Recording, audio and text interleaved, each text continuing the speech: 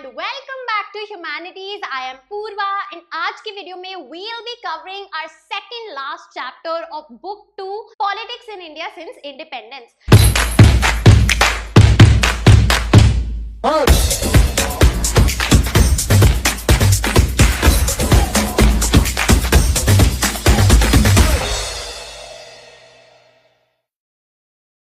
तो जो हमारा चैप्टर नंबर 8 है रीजनल एस्पिरेशंस, काफी बड़ा चैप्टर है और काफी इंपॉर्टेंट चैप्टर है। वन शॉट में चलते हैं और पूरा चैप्टर कवर करते हैं। मेक श्योर अब आप अपनी एनसीईआरटी साथ में रख रहे हैं एंड जो मैं समझा रही हूँ पहले स्क्रीन पे ध्यान से सुन के कॉन्सेप्ट क्लियर कर रहे हैं और इफ यू विश आप नोट्स बना रहे हैं, राइट। सो रीजनल एस्पिरेशंस, नेम से क्या समझ में आ रहा है कि एक रीजन है ना। रीजन यानी कि एक एरिया, एक जगह, ठीक है। उधर क्या है, एस्पिरेशंस है, यानी कि लोगों की अलग अलग इच्छाएं हैं, वो क्या चाहते हैं अपने एरिया के लिए, अपने रीजन के लिए, अलग अलग उनकी डिमांड्स हैं, अलग अलग उनकी ख्वाहिशें हैं, राइट। सो ये है चैप्टर का नेम। अब हम कौन से रीजन्स की बात करने वाले हैं, we will be discussing 3 reasons in detail. देखते हैं, तो 3 एरियाज हम इन डिटेल बात करेंगे। जम्मू एंड कश्मीर, ठीक है जी, उसके बाद पंजाब, राइट, एंड आपका फाइनली नॉर्थ ईस्ट।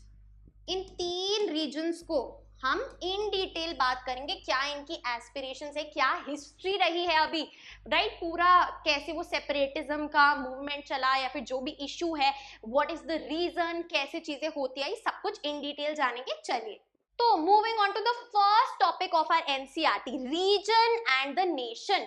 तो उस स्पेसिफिक एरिया की बात करेंगे और with respect to our Indian territory, Indian nation. चलिए, सारा ध्यान बोर्ड पे होना चाहिए। तो 1980s में, 1980s was a period of rising regional aspirations for autonomy। अब यहाँ पे हमें 2 कीवर्ड्स नजर आ रहे हैं। राइजिंग यानी कि बढ़ रही हैं, क्या उन लोगों की ख्वाहिशें अपने स्पेसिफिक एरिया या रीजन के लिए क्या मिले, ऑटोनॉमी मिले। ऑटोनॉमी यानी कि ज्यादा से ज्यादा उन्हें डिसीजन मेकिंग पावर मिले, वो जैसे चाहते हैं चीजें वो खुद कंट्रोल कर सके, राइट। कि फॉर एग्जांपल एक हमारा होता है यूनियन गवर्नमेंट, एक होता है स्टेट गवर्नमेंट। एक स्पेसिफिक स्टेट में स्टेट गवर्नमेंट की चलती है, राइट। अब यहाँ पे वो क्या चाहते हैं कि जो पूरा कंट्रोल है, मोस्टली जो पूरी पावर है उनके पास खुद हो अपनी स्टेट के सारे अफेयर्स को मैनेज करने की। क्लियर है। तो ऑटोनॉमी का मतलब समझ में आया, power of self government, right, self control, हम सब कुछ खुद डिसाइड करें, कोई एक्सटर्नल गवर्नमेंट हमारे लिए ना करे, राइट। अच्छा जी, सो क्योंकि ये पीरियड था एक राइजिंग रीजनल एस्पिरेशंस का ऑटोनॉमी के लिए, राइट, मूवमेंट्स फ्रीक्वेंटली इन्वॉल्व्ड। इन सारी ही मूवमेंट्स में क्या होता था जो ये चीज डिमांड करती थी, armed assertions by the people, यानी कि वॉयलेंट ये मूवमेंट होती थी ऐसी डिमांड की। There repression by the government, government obviously ऐसी मूवमेंट्स को सप्रेस करती हैं, दबाती हैं, to avoid violence and to avoid conflict and to preserve the unity of India, right. And साथ ही साथ collapse of political and electoral process, जहां पे वॉयलेंट डिस्टर्बेंसेस हैं, लोग नाखुश है, राइट, ये सब हो रहा है, आर्म्ड असर्शंस हो रहे हैं, गवर्नमेंट उनको कंट्रोल करने की कोशिश कर रही है। तो ऑब्वियसली जो गवर्नमेंट है वो एकदम स्मूथली फंक्शन नहीं कर पाएगी और जो इलेक्टोरल प्रोसेस है वो भी हैम्पर होगा, राइट। तो इससे क्या इंपैक्ट पड़ रहा है, कोलैप्स हो रही है पॉलिटिकल और इलेक्टोरल प्रोसेस। क्लियर है। अच्छा जी, अब क्या कंक्लूजन निकला, concluded in negotiated settlements or accords between the central government and the groups leading the movement for autonomy। तो क्या रास्ता, क्या सोल्यूशन निकाला गया, नेगोशिएशन यानी कि बातचीत करके सेटलमेंट्स कर ली, या फिर अकॉर्ड्स, अकॉर्ड्स यानी कि एक जैसे हम बोलते हैं ना अग्रीमेंट कर लिया, राइट। तो सेटलमेंट्स और अकॉर्ड्स करे किसके बीच में, जो सेंट्रल गवर्नमेंट है यानी कि जो यूनियन गवर्नमेंट है और वो सारे ग्रुप्स जो ये ऑटोनॉमी चाहते हैं उनके बीच में नेगोशिएट करके, बातचीत करके एक कंक्लूजन निकाला जिसपे दोनों अग्री करते हैं, right. Reached after a process of dialogue, dialogue का प्रोसेस हुआ, राइट, उसके बाद ही ये कंक्लूजन निकले, that aimed to settle contentious issues within the constitutional framework. Right अब ये जो प्रोसेस ऑफ डायलॉग होता है उसमें क्या बातचीत होती है, जो सारी प्रॉब्लम्स है, जो कॉन्फ्लिक्ट्स है, जो कंटेंशियस इश्यूज हैं, राइट प्रॉब्लमैटिक एरियाज है, वो डिस्कस होते हैं with in the constitutional framework कि कॉन्स्टिट्यूशन क्यों ये चीजें अलाउ नहीं करता है या क्या है cooperative federalism for example, right. So the journey to the accord, agreement के तरफ जो सफर है वो बहुत ऑब्वियसली मुश्किल होता है, ट्यूमल्टस एंड ऑफन वायलेंट, क्योंकि कई बार गवर्नमेंट नहीं मानती है कुछ चीजें, कई बार वो ग्रुप्स नहीं मानते हैं, वो एक सेटलमेंट में आना ही बहुत बड़ा वायलेंट प्रोसीजर है, राइट काफी ज्यादा उसमें मूवमेंट्स होती है, ट्यूमल्टस यानी कि बहुत ज्यादा ही लाउड और वायलेंट प्रोसेस होता है, राइट। चलिए आगे चलते हैं। अब चलते हैं जो हमारा टॉपिक है इंडियन अप्रोच, इंडिया ने कैसे इन रीजनल एस्पिरेशंस के साथ डील किया, right what was India's approach. हमने चैप्टर 1 में ही पढ़ा था चैलेंजेस ऑफ नेशन बिल्डिंग में कि इंडिया का गोल क्या रहेगा, to preserve unity plus our diversity, हम डाइवर्सिटी को कॉम्प्रोमाइज नहीं करना चाहते, राइट। चलिए so one basic principle of Indian approach to diversity was that the Indian nation shall not deny, किसी को भी क्या मना नहीं करेगा, rights of different regions and linguistic groups to retain their own culture, कि इंडिया कभी भी किसी भी ग्रुप, किसी भी लैंग्वेज, किसी भी कल्चर को मना नहीं करेगी कि ये अगर आपके कल्चर में तो ऐसा मत करो, सभी के कल्चर को रिस्पेक्ट करेगी। राइट्स ऑफ डिफरेंट रीजन्स, चाहे वो एक एरिया हो, चाहे वो एक लैंग्वेज बोलने वाले लोग हो, चाहे वो कोई और ग्रुप हो जिनके सिमिलर ट्रेडिशंस हैं, उनको हमेशा उनका कल्चर फॉलो करने देगी, राइट। चलिए जी आगे देखते हैं। साथ ही साथ live a United social life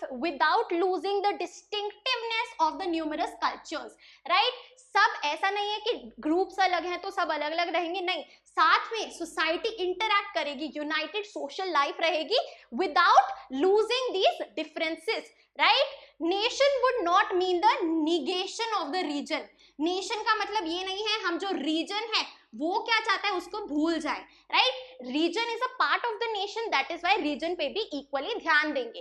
and balance the principle of university and diversity, जो हमने एकदम चैप्टर नंबर 1 में पढ़ा था। So Indian approach was very different from the European approach. क्या डिफरेंस है इंडियन अप्रोच और यूरोपियन अप्रोच में, बहुत ध्यान से सुनेंगे। इंडिया की अप्रोच ऑब्वियसली डेमोक्रेटिक थी, क्या अलाउ करती है, parties and groups to address the people on the basis of their regional identity, aspiration and specific regional problems। तो जब भी कोई भी पार्टी या कोई भी कैंडिडेट इलेक्शन के लिए खड़ा होता है तो वो रीजन के बेसिस पे अपील कर सकता है, रिलीजियस बेसिस पे नहीं कर सकते लेकिन रीजनल बेसिस पे कर सकते हैं, राइट। कि regional identity, for example talking about Gujarati people, Marathi people, right, Kashmiri people, so ये रीजनल आइडेंटिटी हो गई। एस्पिरेशन की, वहां के लोग क्या चेंज चाहते हैं तो उसकी अपील कर दी कि हम ये बदलाव लाएंगे और वहां की जो प्रॉब्लम्स है उसको एड्रेस कर सकते हैं। So this was the Indian approach. European approach क्या थी, they saw diversity as a threat to the nation. उनको डाइवर्सिटी जमती नहीं थी, हजम नहीं होती थी, उन्हें लगता था अरे डाइवर्सिटी यानी कि further division, right. So they did not unify diversity. Clear है, आगे चलते हैं। So in the course of democratic politics regional aspirations get strengthened. Democracy कैसे कॉम्प्लीमेंट करती है, बूस्ट करती है रीजनल एस्पिरेशंस को, क्योंकि जब एक इलेक्शन प्रोसेस होता है उसमें रीजन के बेसिस पे अपील की जाती है that we will solve your problems, जो आपके एस्पिरेशंस है वो फुलफिल करेंगे, राइट। उनकी आइडेंटिटी के साथ रेजोनेट किया जाता है, तो रीजनल एस्पिरेशन स्ट्रांग होती है डेमोक्रेसी के through. Regional issues and problems, जैसे मैंने बताया, receive adequate attention and accommodation in the policy making process, right. तो जब भी कोई भी कैंडिडेट खड़ा होता है और वो बोलता है कि पानी की समस्या जो है वो खत्म हो जाएगी, हम विमेन सेफ्टी इंश्योर करेंगे, तो वो उस रीजन की प्रॉब्लम्स को एड्रेस कर रहा है और अटेंशन दे रहा है, राइट। और उससे क्या होगा, हमारी पॉलिसीज में ये इश्यूज इंप्लीमेंट होंगे और इनका सोल्यूशन निकलेगा। This may sometimes lead to tensions and problems. जितना ज्यादा ये अटेंशन वाला एरिया है उतना ही ज्यादा फिर प्रॉब्लमैटिक भी हो जाता है। Sometimes the concern for national unity may overshadow the regional needs. अब एक रीजन है जिसकी डिमांड पूरी की पूरी सेपरेटिस्ट है कि इंडिया से अलग होना है, तो वो ऑब्वियसली इंडिया की यूनिटी को क्या कर रहा है, हैम्पर कर रहा है, right. So that is your threat to national unity. Sometimes concern for region alone may blind us to the larger needs of the nation। अगर हम सिर्फ रीजनल अटेंशन देख रहे हैं without India as a whole क्या attention देना चाहिए, कौन से इश्यूज इंपॉर्टेंट है, तो वो भी फिर थोड़ा सा सेपरेटिस्ट हो जाता है। क्लियर है? So these are the problems. आगे चलते हैं। चलिए अब आते हैं मुद्दे की बात पे, which all are the areas of tension, जिनके बारे में हम चैप्टर में पढ़ने वाले हैं। अभी ये जो है ये एक ओवरव्यू गिवन है, राइट, और इन डिटेल जैसे मैंने बताया आपको 3 प्लेसेस के बारे में वील बी रीडिंग, राइट। चलिए, सो इश्यूज आफ्टर इंडिपेंडेंस, क्या क्या इश्यूज आए हम सब ने चैप्टर 1 में डिस्कस करें, ये तो आप सबको पता ही है, राइट। पार्टीशन हुआ है ना, डिस्प्लेसमेंट हुई उसके कारण से, राइट। जो इंडिया के लोग थे, इंडिया में जो माइनॉरिटी थी वो पाकिस्तान में गई और पाकिस्तान में जो हिंदू माइनॉरिटी थी वो इंडिया में आई, right. Integration of princely states हुआ, राइट। जो हमारे पास प्रिंसली स्टेट्स थी, कितनी प्रिंसली स्टेट्स थी कमेंट करके बता दो फटाफट से, राइट। उन सबको हमने मेक श्योर किया कि वो इंडिया का हिस्सा बने और फर्दर डिसइंटीग्रेशन ना हो। रीऑर्गेनाइजेशन ऑफ स्टेट्स हुई, फिर हमने भैया स्टेट्स की बाउंड्रीज ड्रॉ करी, राइट। सो ये सारा जो है हमने पढ़ा हुआ है, ये एक आपको थोड़ा सा बैकग्राउंड मिल गया। फिर रेज हुआ the immediate issue of Jammu and Kashmir, right? So issue of Jammu and Kashmir, it was a conflict between India and Pakistan, mainly a question of the political aspiration of the people of Kashmir Valley, कि वो क्या चाहते हैं, क्या वो India के साथ होना चाहते हैं, क्या वो पाकिस्तान के साथ होना चाहते हैं, या फिर वो अलग से कश्मीर को अलग रखना चाहते हैं, राइट। सो इसके बारे में हम इन डिटेल में बात करेंगे। Strong movements were witnessed first in Nagaland, अब यहाँ पे नॉर्थ ईस्ट की बात हो रही है, ठीक है, Nagaland and then Mizoram demanding separation from India। तो कौन सी दो स्टेट्स ने, नागालैंड और मिजोरम, उन्होंने क्या बोला, हमें इंडिया से अलग होना है। In the south some groups from the Dravid movement briefly toyed the idea of a separate country। So Dravid movement जो हुई थी उन्होंने साउथ में थोड़ा सा एक सेपरेटिस्ट आइडिया दिया। आगे चलते हैं। मास एजिटेशंस, बहुत भारी भरकम मात्रा में लोगों ने प्रोटेस्ट किया in many parts for the formation of linguistic states, की लैंग्वेज भाषा के बेसिस पे स्टेट्स को रिफॉर्म किया जाए, राइट। एंड सबसे पहले Andhra Pradesh was reformed on the basis of linguistic basis, right. फिर Karnataka, Maharashtra and Gujarat, right, Gujarati speaking, Marathi speaking, clear है। Protests against making Hindi the official national language of the country, जब ऐसा प्रस्ताव आया कि हिंदी को ऑफिशियल लैंग्वेज बना देंगे, तो किसकी तरफ से प्रोटेस्ट हुआ, साउथ इंडिया में, जहां पे पर्टिकुलरली इंग्लिश ज्यादा बोली जाती है। सो पर्टिकुलरली तमिलनाडु से ये एजिटेशंस आए against Hindi, right. So anti Hindi movement. Strong pro Hindi agitations in the north, क्योंकि नॉर्थ इंडिया में हिंदी ज्यादा बोली जाती है तो वो हिंदी की तरफ थे, pro Hindi and anti Hindi, clear है। चलिए आगे देखते हैं। लेट 1950s में क्या होता है, people speaking the Punjabi language started agitating for a separate state for themselves। तो पहले तो भैया इन रीजन्स में लैंग्वेज के बेसिस पे डिवीजन हो जाता है, रिक्रिएशन हो जाता है स्टेट्स का। अब पहले का पंजाब था, it got separated into Punjabi speaking people, today's Punjab and Haryana. So the people speaking the Punjabi language wanted a separate Punjab, तो पंजाब निकला और हरियाणा निकला, ठीक है। सो पंजाब और हरियाणा का डिवीजन हो गया on linguistic basis. Finally accepted and the states of Punjab and Haryana were created in which year, very important, in 1966। 1966 में पंजाब और हरियाणा क्रिएट हुए, right. However, this did not lead to resolution of all the problems for all times, right. अभी तो कहानी शुरू होगी। So as we all know, हमने पढ़ा है चैप्टर 1 में, challenge of diversity was resolved by redrawing the internal boundaries of the country on language linguistic basis, clear है, बढ़िया। चलिए आगे चलते हैं। चलिए, so what was the Dravidian movement? जो हमने देखा कि साउथ में एंटी हिंदी प्रोटेस्ट शुरू हुए, right? So we will study about the Dravidian movement. This is a box in your NCERT, right? तो चलिए शुरू करते हैं. Dravidian movement was one of the first regional movements, यानी कि एक रीजन में मूवमेंट हुई in the Indian politics. Regional, restricted to a region, right? कि एक रीजन की जो मांग है, जो वी कैन से कहना है, वो हमें सुनने को मिलेगा, right? Some sections of this movement had ambitions of creating a Dravid nation. एक सेपरेटिस्ट, अलग से वो द्रविड़ नेशन बनाना चाहते थे. They used democratic means like public debates and the electoral platform to achieve its ends. यानी कि violence use नहीं हुआ. They did not use arms and ammunitions. They used democratic means. Clear है? So democratic means में क्या जाता है आपका? Public debates, elections में stand होना, right? ये इस सब के थ्रू अपने जो ends हैं, यानी कि अपने जो goal है उसको achieve करना. Clear? Right? So Dravidian movement से ही जो पार्टी है द्रविड़र कज़ागम, डीके पार्टी की फॉर्मेशन हुई, राइट? सबसे पहले होती है द्रविड़ियन मूवमेंट, उससे क्या होती है? द्रविड़र कज़ागम पार्टी फॉर्म होती है, right? Under the leadership of Tamil social reformer EV Ramasamy, जिनको पेरियार बोला जाता है, राइट?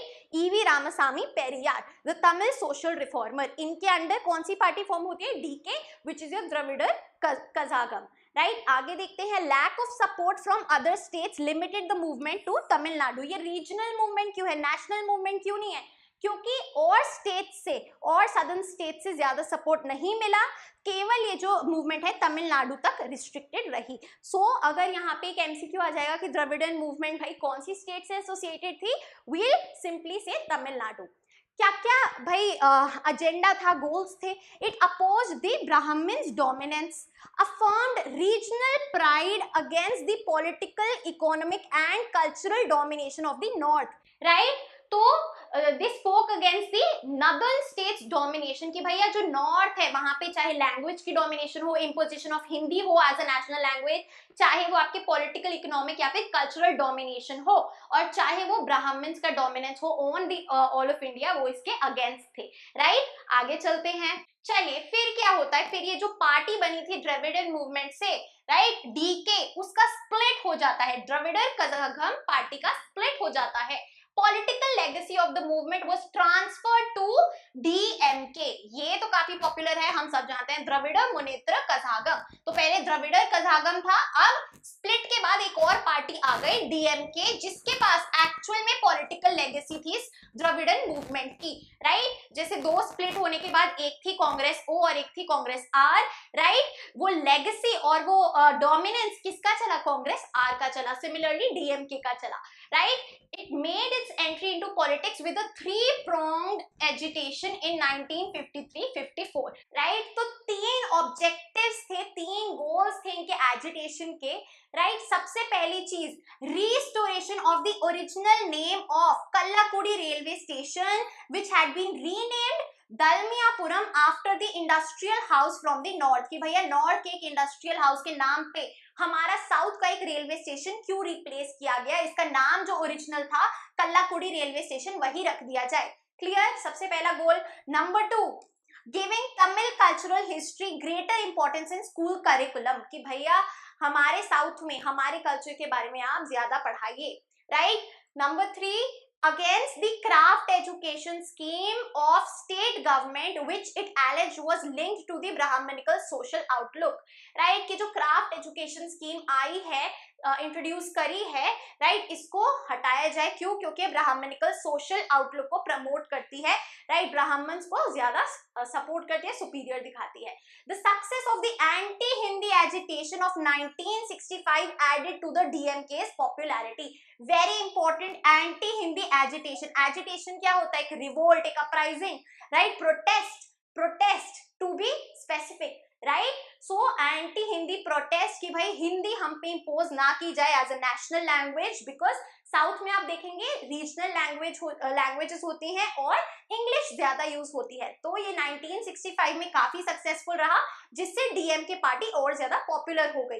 इसी के बाद जो इलेक्शंस हुए उसमें 1967 में डीएमके जो है, हमने पढ़ा है, असेंबली इलेक्शंस जीत जाती है और स्टेट गवर्नमेंट डीएमके की बन जाती है इन द ईयर 1967। चलिए आगे चलते हैं। अब इसके बाद क्या होता है, डीएमके का फर्दर स्प्लिट होता है after the death of its leader C Annadurai, right. अब डीएमके का स्प्लिट होता है into again two parts, DMK और एक और पार्ट निकल के आता है all India Anna DMK, AIADMK, right. So all India Anna DMK, right. भाई अब ये पार्टी है, ये बोलती है हम हैं जो ओरिजिनल द्रविडियन लेगेसी लेके आए हैं। जैसे पहले डीएमके की थी ओरिजिनल लेगेसी, अब इस साइड आ जाती है। भाई और फर्दर स्प्लिट्स होते हैं और पार्टीज आती हैं इन द 1990s। कौन कौन सी भाई, Marumalarchi Dravida Munnetra Kazhagam MDMK, PMK which is your Pattali Makkal Katchi, and then Desiya Murpokku Dravida Kazhagam DMDK, right. So काफी सारे वेरिएशंस जो है, स्प्लिट जो है हो जाते हैं from the original DK to all of these. Clear है, दिस वाज अ बॉक्स। आगे चलते हैं, let's get to know about E.V. Ramasamy Naikar, right? Again our box about the personality. चलिए जानते हैं। He was known as Periyar the respected, तो सीधा सीधा CUET में MCQ आ सकता है, which of the following personalities was known as Periyar? Clear है। Strong supporter of atheism, अथेस्ट कौन होता है, जो कि गॉड में बिलीव नहीं करता, राइट, नास्तिक। Clear. Famous for his anti-caste struggle and rediscovery of the Dravidian identity. Clear? The original DK leader. आगे चलते हैं। Initially a worker of the Congress party, पहले कांग्रेस के साथ जुड़े हुए थे। Started the self-respect movement in 1925. Led the anti-Brahmin movement, जो हमने पढ़ी, right? Worked for the Justice Party and later founded the Dravidar Kazhagam DK, right?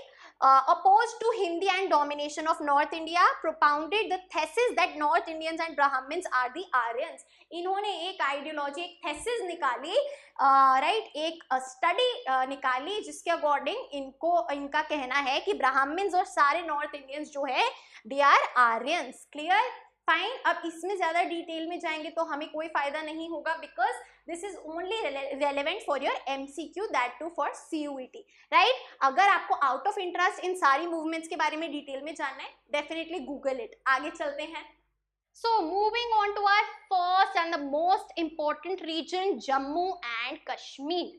चलिए, अगर मैं मैप की बात करूं, इंटरनेट पे भी जो प्रॉपर इंडिया के अकॉर्डिंग मैप है वो अवेलेबल नहीं होता है when we talk about a world map, right. तो मैप में कोई भी अगर आपको यहाँ प्रेजेंटेशन में कुछ भी थोड़ा सा भी वेरिएशन दिखे तो please ignore it, right, because misrepresentation of the territory is not our intention. यहाँ पे एजुकेशनल पर्पसेस के लिए हम यूज कर रहे हैं जो भी NCERT में गिवन है। क्लियर है। चलिए, Jammu and Kashmir previously had a special status under article 370 of the Indian constitution. हम सबको पता है, लेटेस्ट ये इंक्लूड किया गया है। आर्टिकल 370 फिर क्या कर दिया गया, रिमूव कर दिया गया, हटा दिया गया, जिसकी वजह से क्या हुआ, now Jammu and Kashmir is a union territory, right. So in spite of it experienced, जब एक स्पेशल स्टेटस गिवन था जहां पे जम्मू एंड कश्मीर को ऑटोनॉमी दी गई थी to take its own decisions, right, have its own constitution, तब भी वहां पे वायलेंस था, क्रॉस बॉर्डर टेररिज्म था, as we all know, India Pakistan issue, political instability थी with internal and external ramifications यानी कि कॉन्सिक्वेंसेस, रिजल्ट्स, राइट, जिनके कारण से पॉलिटिकल इंस्टेबिलिटी यानी कि वहां पे जो भी लीडर या गवर्नमेंट थी वो इनस्टेबल थी, काफी टाइम तक नहीं टिकती थी, right. Large scale displacement of Kashmiri pandits from the Kashmir valley, जो हमने काफी सारी मूवीज में भी देखा है, राइट। आगे चलते हैं। चलिए, So, Jammu and Kashmir comprises 3 social and political regions. Jammu and Kashmir में यहाँ आप देख सकते हैं, this blue one is Ladakh, which is now a union territory, and this is our Jammu and Kashmir. Clear है? So, Jammu जो नीचे की तरफ है, right? Jammu is a mix of foothills and plains. Right वहां पे planes भी है और जो हिल्स का नीचे वाला पार्ट है वो जम्मू है, right. Predominantly inhabited by Hindus, वहां पे जो पॉपुलेशन है दैट इज मोस्टली हिंदूज. तो मेजोरिटी में हिंदूज हैं, बाकी Muslims, Sikhs and people of other religions also reside. Kashmir की अगर हम बात करें, mainly comprises of the Kashmir valley, तो यहाँ आ जाती है हमारी कश्मीर वैली. सो कश्मीर का जो मेन हिस्सा है वो है कश्मीर वैली, जहां पे मोस्टली कश्मीरी मुस्लिम्स हैं and remaining Hindu, Sikhs, Buddhist भी है. सो मेजॉरिटी में यहाँ पे we have Kashmiri Muslims. Clear? Then we have Ladakh which is a mountainous region, right. Cold desert है लद्दाख इंडिया का. वेरी लिटिल पॉपुलेशन, बहुत कम लोग यहाँ रहते हैं.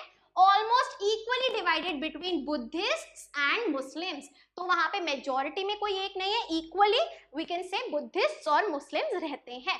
This is what Jammu and Kashmir comprises of. Clear है? लेकिन अब जैसे मैंने बोला, Ladakh is a separate union territory and Jammu and Kashmir is a separate union territory. आगे चलते हैं. So roots of the problem, going back to what happened initially. Roots क्या है, रूट कॉज, मेन प्रॉब्लम कहां से शुरू हुई. चलिए चलते हैं जड़ों पे, राइट. चलो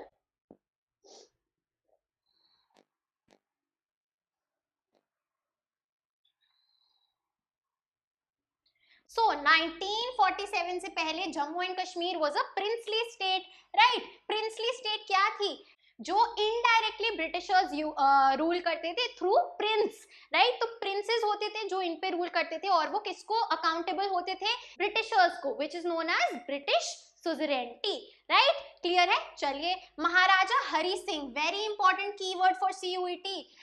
महाराजा Hari Singh wanted to have an independent status for his state. तो वहां के प्रिंस कौन, Maharaja Hari Singh, right. He did not want to merge either with India और पाकिस्तान. वो चाहते थे कि कश्मीर को अलग से इंडिपेंडेंट स्टेटस मिले, ना हम इंडिया का हिस्सा बनना चाहते ना पाकिस्तान का, राइट. लेकिन भैया पाकिस्तान क्या सोचता था, पाकिस्तान को लगता था कि क्योंकि कश्मीर में मेजॉरिटी पॉपुलेशन मुस्लिम है, तो ये भी एज पर the criteria laid down by the government कि जो मुस्लिम मेजॉरिटी एरियाज हैं वो पाकिस्तान के पास जाएंगे, तो कश्मीर भी पाकिस्तान का ही हिस्सा होना चाहिए. That was the logic of Pakistan. People of the state, अगर हम वहां के लोगों से पूछें, वो खुद को कश्मीरीज अबव ऑल समझते थे. ना इंडिया ना पाकिस्तान, हम कश्मीरी हैं. उनकी जो रीजनल आइडेंटिटी थी वो क्या थी, कश्मीरी है. और इसी इशू को क्या बोलते हैं, this issue of regional aspiration is known as Kashmiriyat, right. The identity of the Kashmiri people का जो इशू है दैट इज कश्मीरियत. चलिए आगे चलते हैं. Sheikh Abdullah. Now Sheikh Abdullah, he led popular movement in Jammu and Kashmir. He wanted to get rid of Maharaja Hari Singh. वो हरि सिंह को हटाना चाहते थे. He was the leader of which party? National Conference. National Conference एक political party थी, उसके ये leader थे. He was against joining Pakistan. He was a personal friend of Jawaharlal Nehru. Clear है? नेशनल कॉन्फ्रेंस क्या आइडियोलॉजी थी, किस चीज को सपोर्ट करती थी, सेक्युलर ऑर्गेनाइजेशन थी, यानी कि किसी भी धर्म में वो इंक्लाइन नहीं थी, राइट. सेक्युलर यानी कि इक्वालिटी ऑफ ऑल रिलीजन्स में बिलीव करती थी. Had a long association with Congress, जैसे बोला he was a good friend of Nehru, तो नेशनल कॉन्फ्रेंस जो पार्टी थी वो काफी टाइम से कांग्रेस के साथ एसोसिएशन में थी, राइट. चलिए आगे देखते हैं. October 1947, Pakistan sent tribal infiltrators from its side to capture Kashmir. अब सबसे पहली वॉर हम इसको बोल सकते हैं, ध्यान रखिए, 1947 में ही, आफ्टर द पार्टीशन, अक्टूबर 1947 में पाकिस्तान ट्राइबल इन्फिल्ट्रेटर्स को भेजता है. अच्छा जी, ट्राइबल इन्फिल्ट्रेटर्स कौन होते हैं, जो ऐसा दिखाते हैं कि हाँ हम आप ही के ग्रुप के हैं, हम यहाँ बिलोंग करते हैं, लेकिन वो भेस बदल के बेसिकली जैसे है ना वहीं कश्मीरी लोगों के बीच रहने लगे, लेकिन फिर वहां पे वो सेपरेटिस्ट भावनाएं जगाने लगे। सो पाकिस्तान ने ऐसे काइंड ऑफ भेस बदल के लोग इसको अगर हम इजी भाषा में बोले तो भेजे, राइट, टू कैप्चर कश्मीर। ठीक है, अब जब ये सीन हुआ तो महाराजा हरि सिंह को कोई भी ऑप्शन नहीं था except for asking Indian military help. तो इंडिया से उन्होंने हेल्प मांगी and he signed an instrument of accession. बहुत जरूरी है, instrument of accession with the government of India. किसने साइन किया? महाराजा हरि सिंह ने। क्लियर है? Then only did India extend the military support. ये जब साइन हो गया इंस्ट्रूमेंट ऑफ एक्सेशन, तब इंडिया ने बोला कि चलो ठीक है हम आपकी हेल्प करेंगे, और इन सारे इन्फिल्ट्रेटर्स को कश्मीर वैली से भगा दिया।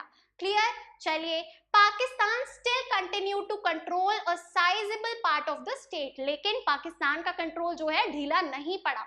अच्छा जी, इंस्ट्रूमेंट ऑफ एक्सेशन की अगर हम बात करें, सो इंस्ट्रूमेंट ऑफ एक्सेशन एक लीगल डॉक्यूमेंट था जो जवाहरलाल नेहरू और महाराजा हरि सिंह के बीच में साइन हुआ था, जिसमें कश्मीर ने केवल 3 सब्जेक्ट्स को सरेंडर कर दिया था इंडिया को। वो क्या क्या थे? Defence, external affairs and communications. ये 3 चीजें अब इंडिया के पास होंगी उस स्टेट की। क्लियर है? So this was instrument of accession. Complete surrender नहीं था जैसे कि आप देख सकते हो, लेकिन लिमिटेड सरेंडर था।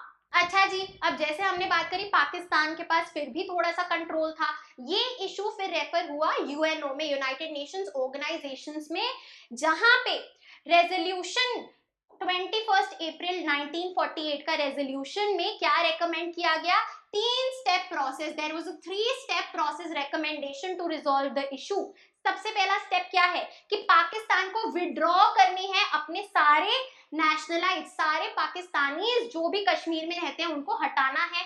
दूसरी चीज क्या है? India needed to progressively reduce its forces so as to maintain law and order. भैया इंडिया को भी वहां ज्यादा मिलिट्री अपनी नहीं तैनात करनी है, राइट? क्लियर है? And a plebiscite was to be conducted in a free and impartial manner. Plebiscite क्या होता है? प्लेबिसाइट यानी कि जो वहां के कश्मीरी पीपल हैं, जो वहां के रेजिडेंट्स हैं, वो क्या चाहते हैं? एक डायरेक्ट वोट होगा कि लोग क्या चाहते हैं in a free and impartial manner, ताकि जो पीपल्स एस्पिरेशन है वो झलक के आए और वही डिसीजन हो। क्लियर है? सो ये यूएन ने रेकमेंड किया। कौन से रेजोल्यूशन में? कब? 21 अप्रैल 1948। इंपॉर्टेंट है सीयूईटी के लिए। आगे चलते हैं। No progress could be achieved under this resolution. किसी ने भी यूनाइटेड नेशंस की नहीं सुनी। फिर क्या हुआ? मार्च 1948 में शेख अब्दुल्ला, जिन लीडर की हमने बात करी थी अभी from the national Conference, took over as the prime minister of the state of Jammu and Kashmir. कब? मार्च 1948 में Sheikh Abdullah becomes the prime minister of Jammu and Kashmir. Clear है? कौन सी party? National Conference. He was the head of the government in the state, right? उसको तब prime minister बोलते थे। Clear है? जो स्टेट का हेड ऑफ गवर्नमेंट है उसको प्राइम मिनिस्टर। यहाँ पे इंडिया के प्राइम मिनिस्टर की बात नहीं हो रही है। Clear? India agreed to grant its provisional autonomy under article 370। Clear है? अब इंडिया ने बोला कि हम आर्टिकल 370 के तहत, आर्टिकल 370 ऑफ द कॉन्स्टिट्यूशन के तहत आपको प्रोविजनल यानी कि टेम्पररी पीरियड के लिए ऑटोनॉमी देते हैं। क्लियर? टेम्पररी पीरियड के लिए ऑटोनॉमी दी जाती है। ऑटोनॉमी यानी कि power to handle your own affairs, to make your own constitution, to make your own provisions. क्योंकि आप अगर कॉन्स्टिट्यूशन पढ़ेंगे ना तो पहले क्या था? That this does not apply to state of Jammu and Kashmir. वहां पे एक एक्सेप्शन हमेशा रहता था। आगे चलते हैं। चलिए, so external and internal dispute. So politics of Jammu and Kashmir remained controversial and conflict ridden, कि वहां हमेशा से कॉन्फ्लिक्ट और कंट्रोवर्शियल प्रॉब्लमैटिक थी। एक्सटर्नल रीजंस अगर हम देखें, जैसे मैंने बताया इंडिया, पाकिस्तान और जम्मू एंड कश्मीर के बीच में, Pakistan has always claimed that Kashmir Valley should be part of Pakistan, right? Reason क्या है? क्योंकि मुस्लिम मेजोरिटी एरिया है। Sponsored a tribal invasion of Jammu and Kashmir in 1947, जो भी हमने पढ़ा था, right? One part of Jammu and Kashmir came under Pakistan control. अभी हमने पढ़ा राइट, जब यूएन ने बोला कि आप वहां से हटाइए लेकिन नहीं माना, राइट। इसको क्या बोलते हैं, Pakistan describes this area as Azad Pakistan.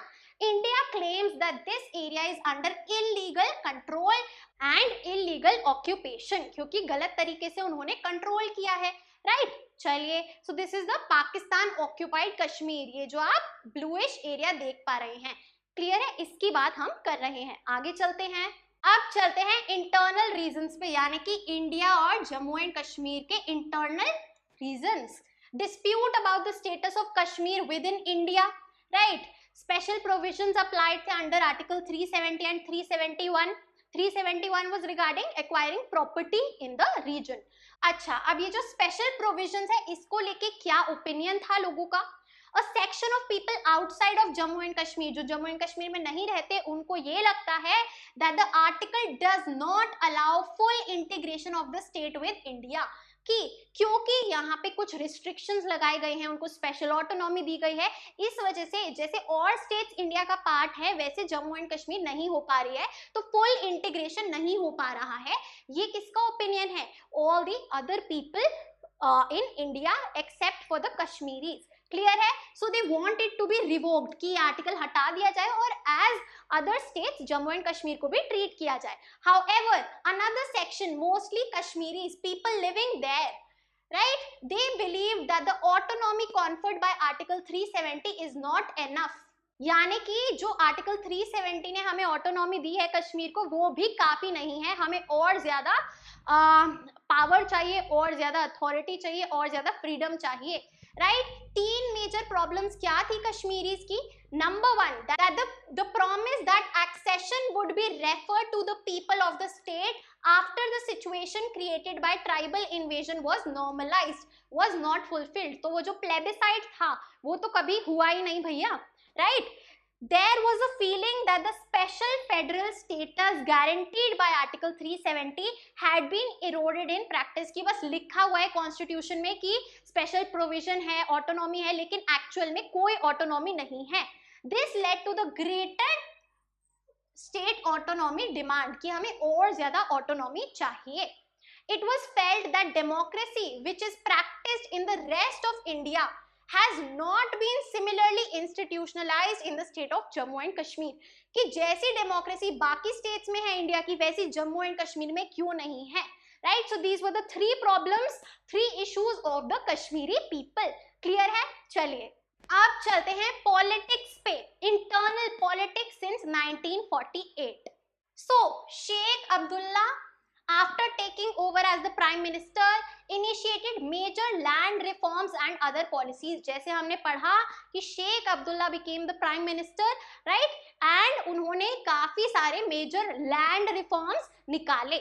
growing difference between him and the central government on Kashmir status। अब क्योंकि वो वहां पे अपनी मन चाहे मनमानी कर रहे हैं, तो जो कांग्रेस थी, जो यूनियन गवर्नमेंट थी, राइट, उसके साथ टकराव आने लगी। In 1953, he was dismissed and kept in detention for a number of years। उनको हटा दिया गया और जेल में रखा। अब भैया इनके बाद जो लीडरशिप आई वो ना तो उन्हें इतना अच्छा पॉपुलर सपोर्ट मिला, ना ही वो जम्मू एंड कश्मीर को रूल कर पाए because of the support of centre. बार बार कॉन्स्टेंटली जो सेंट्रल गवर्नमेंट है उसकी इंटरप्शन थी, and serious allegations of malpractices and rigging in various elections was laid down, right। Malpractices यानी कि अनफेयर इलेक्शंस हो रहे हैं ऐसा माना जाता था, राइट। किसकी बात हो रही है, जो शेख अब्दुल्ला को डिसमिस करने के बाद गवर्नमेंट आई। Now let's move on to the period between 53 and 74। 1953 से लेके 1974 तक Congress party exercised influence on the politics of the state. तो जो सेंट्रल गवर्नमेंट है उसी का इन्फ्लुएंस था जम्मू एंड कश्मीर की पॉलिटिक्स में। कब से कब तक, 53 से 74 तक। और ट्रंकेटेड नेशनल कॉन्फ्रेंस, ट्रंकेटेड यानी कि आधी, राइट, शेख अब्दुल्ला को हटा के minus Sheikh Abdullah remained in power with the support of Congress. Right. जैसे आप देख सकते हैं जब तक कांग्रेस जिसको चाह रही है वो वहां पे पावर में है, वरना डिसमिस करके डिटेंशन में डाल दिया गया है। क्लियर है। सो कौन सी पार्टी थी? नेशनल कॉन्फ्रेंस पार्टी ही थी पावर में with the support of Congress in Jammu and Kashmir. Later वो कांग्रेस के साथ मर्ज हो जाती है, कांग्रेस के साथ। अब क्या होता है? Several attempts to reach an agreement, एक सोल्यूशन निकाला जाए शेख अब्दुल्ला और गवर्नमेंट ऑफ इंडिया के बीच में, कांग्रेस पार्टी के बीच में, सेंट्रल गवर्नमेंट के बीच में।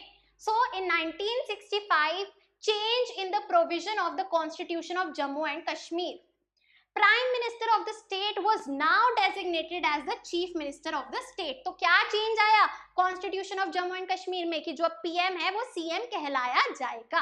कब? 1965 में। गुलाम Mohammad Sadiq of the Indian National Congress became the first Chief Minister of the state। Very important keyword for your CUET MCQ 100% बनता है। Ghulam Mohammad Sadiq of the Indian National Congress became the first CM of Jammu and Kashmir। Now in 1974 Indira Gandhi reached an agreement with Sheikh Abdullah। Right, finally Indira Gandhi और शेख अब्दुल्ला का एक agreement होता है, एक solution निकलता है, राइट, जिसकी वजह से क्या होता है? जो नेशनल कॉन्फ्रेंस पार्टी है वो रिवाइव हो जाती है, शेख अब्दुल्ला सीएम बन जाते हैं जम्मू एंड कश्मीर के। In 1977 he was elected with majority in the state assembly elections। तो वापस से he becomes the CM। लेकिन फिर क्या होता है? वो एक्सपायर हो जाते हैं 1982 में। कौन? Sheikh Abdullah, leader of the national Conference party. And उनके बाद जो उनके सन है फरूक अब्दुल्ला, वो बनते हैं the leader of the national Conference party. Clear है? चलिए आगे चलते हैं। So as you can see Farooq Abdullah sahab बनते हैं chief minister. He was the son of Sheikh Abdullah from the conference party. Soon again he was dismissed by the governor. Right, governor होता है, CM होता है, राइट, जैसे प्राइम मिनिस्टर होता है और प्रेसिडेंट होता है। क्लियर है? सो गवर्नर उनको डिसमिस कर देते हैं। Why this dismissal? Due to the intervention of the central government generated a feeling of resentment in Kashmir। Again कौन दखल अंदाजी कर रहा है? कौन इंटरप्ट कर रहा है? सेंट्रल गवर्नमेंट, राइट, जो यूनियन गवर्नमेंट है, जो इंडियन गवर्नमेंट है, वो यहाँ पे पॉलिटिकल इंस्टेबिलिटी क्रिएट कर रही है। ऐसा किसको लग रहा है? कश्मीरी पीपल को, right. A break away faction of National Conference, again a truncated National Conference जो उससे हट गई, फैक्शन अलग ग्रुप हो गया था, वो आती है पावर में एक शॉर्ट पीरियड के लिए। फाइन, आगे चलते हैं। The feeling that the center was intervening in politics of the state was strengthened, क्योंकि वापस से जो सेंट्रल गवर्नमेंट चाह रही है वही हो रहा है स्टेट में। और ये कैसे स्ट्रेंथन हुआ further?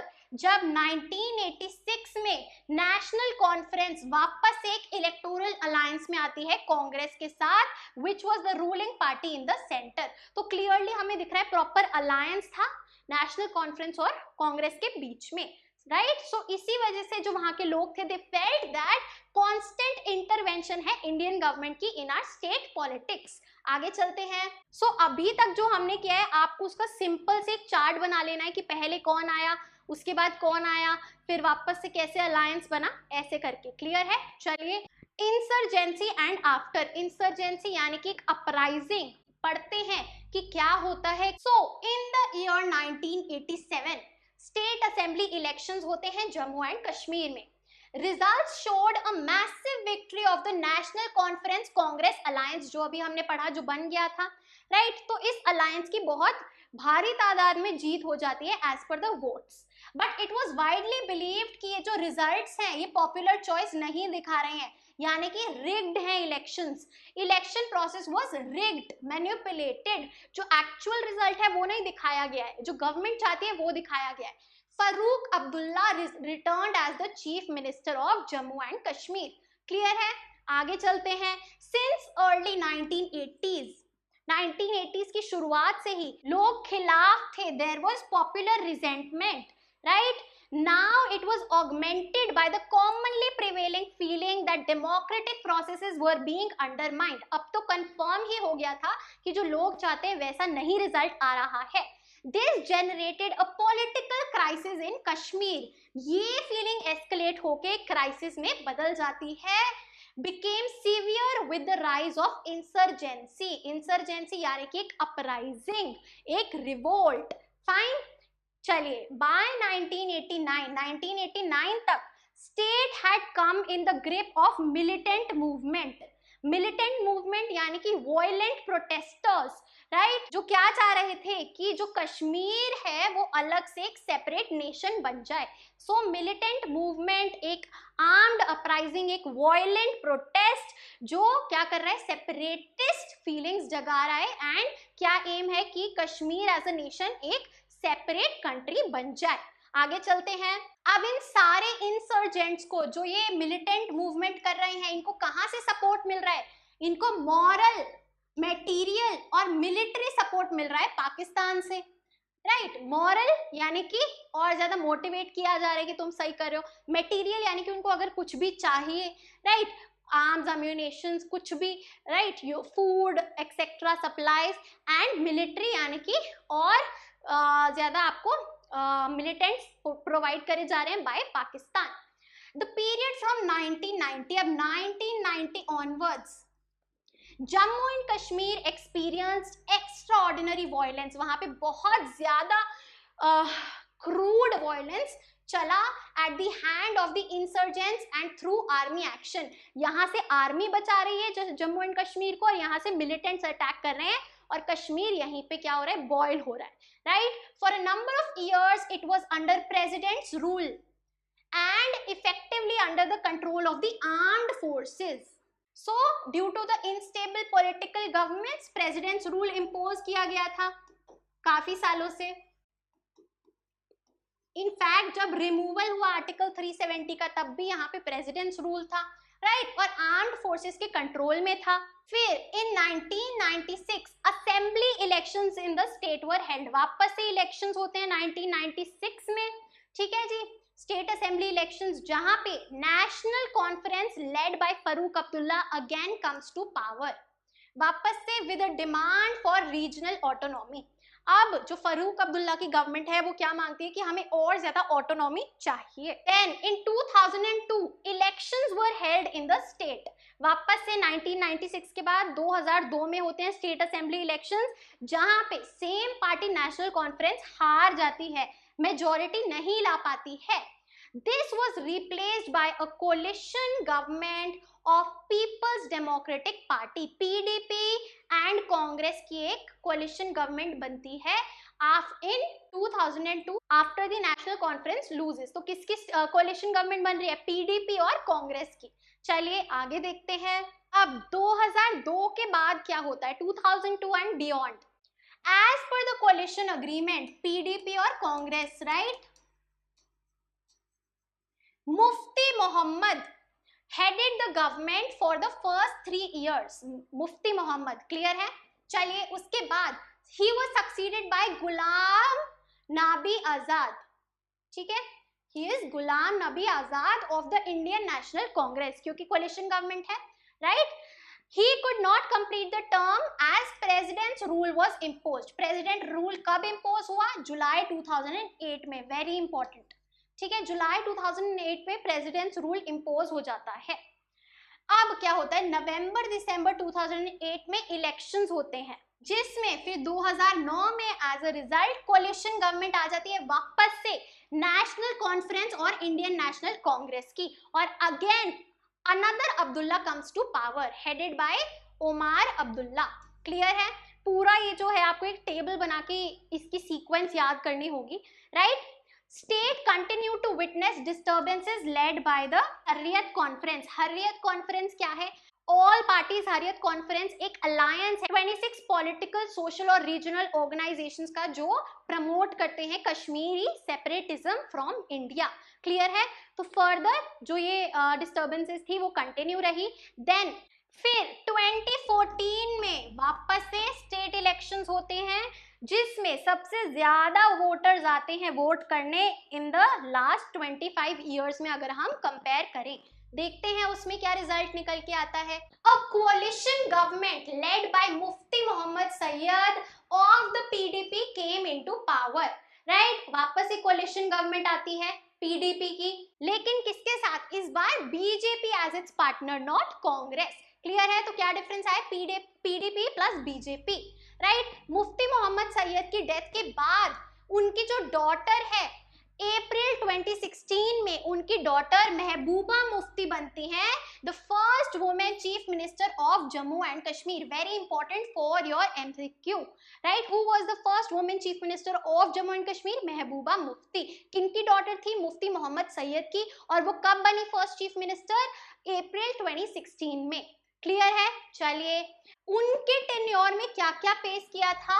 Major acts of terrorism हुए थे, एक्सटर्नल और इंटरनल टेंशंस बहुत ज्यादा बढ़ गई थी, right? These were the things witnessed during her tenure.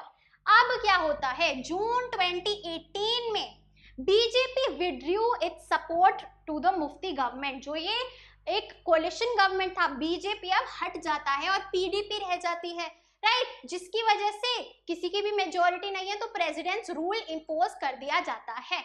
और प्रेसिडेंट्स रूल इंपोज करने के बाद में क्या होता है, जो हम अभी पढ़ेंगे, 2019 में आर्टिकल 370 रिमूव कर दिया जाता है। बहुत ही स्ट्रैटेजिक मूव था, क्योंकि कॉन्स्टिट्यूशन में लिखा था भैया कि वहां की जो कॉन्स्टिट्यूएंट असेंबली है उससे रेफर करके ये रिमूव किया जाएगा, लेकिन इस टाइम पे ना ही कॉन्स्टिट्यूएंट असेंबली थी, ना ही यहाँ पे गवर्नमेंट थी, तो किससे पूछा जाएगा? प्रेसिडेंट से पूछा जाएगा। और प्रेसिडेंट तो यूनियन गवर्नमेंट के साथ है भैया, राइट? चलिए, so 5th August 2019 article 370 was abolished by Jammu and Kashmir reorganisation act 2019।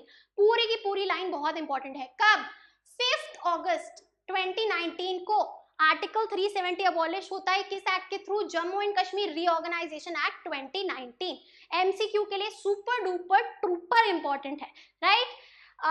Now the state was constituted into two union territories, that of Jammu and Kashmir and that of Ladakh.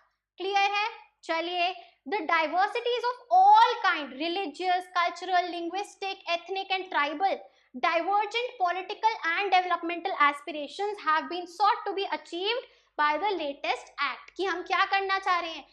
पूरे हर एक sphere में development करना चाह रहे हैं और लोगों की पॉलिटिकल एस्पिरेशंस को फुलफिल करना चाह रहे हैं, ऐसा बोला गया। जानते हैं शेख मोहम्मद अब्दुल्ला के बारे में। He was the leader of Jammu and Kashmir, proponent of autonomy and secularism for Jammu and Kashmir.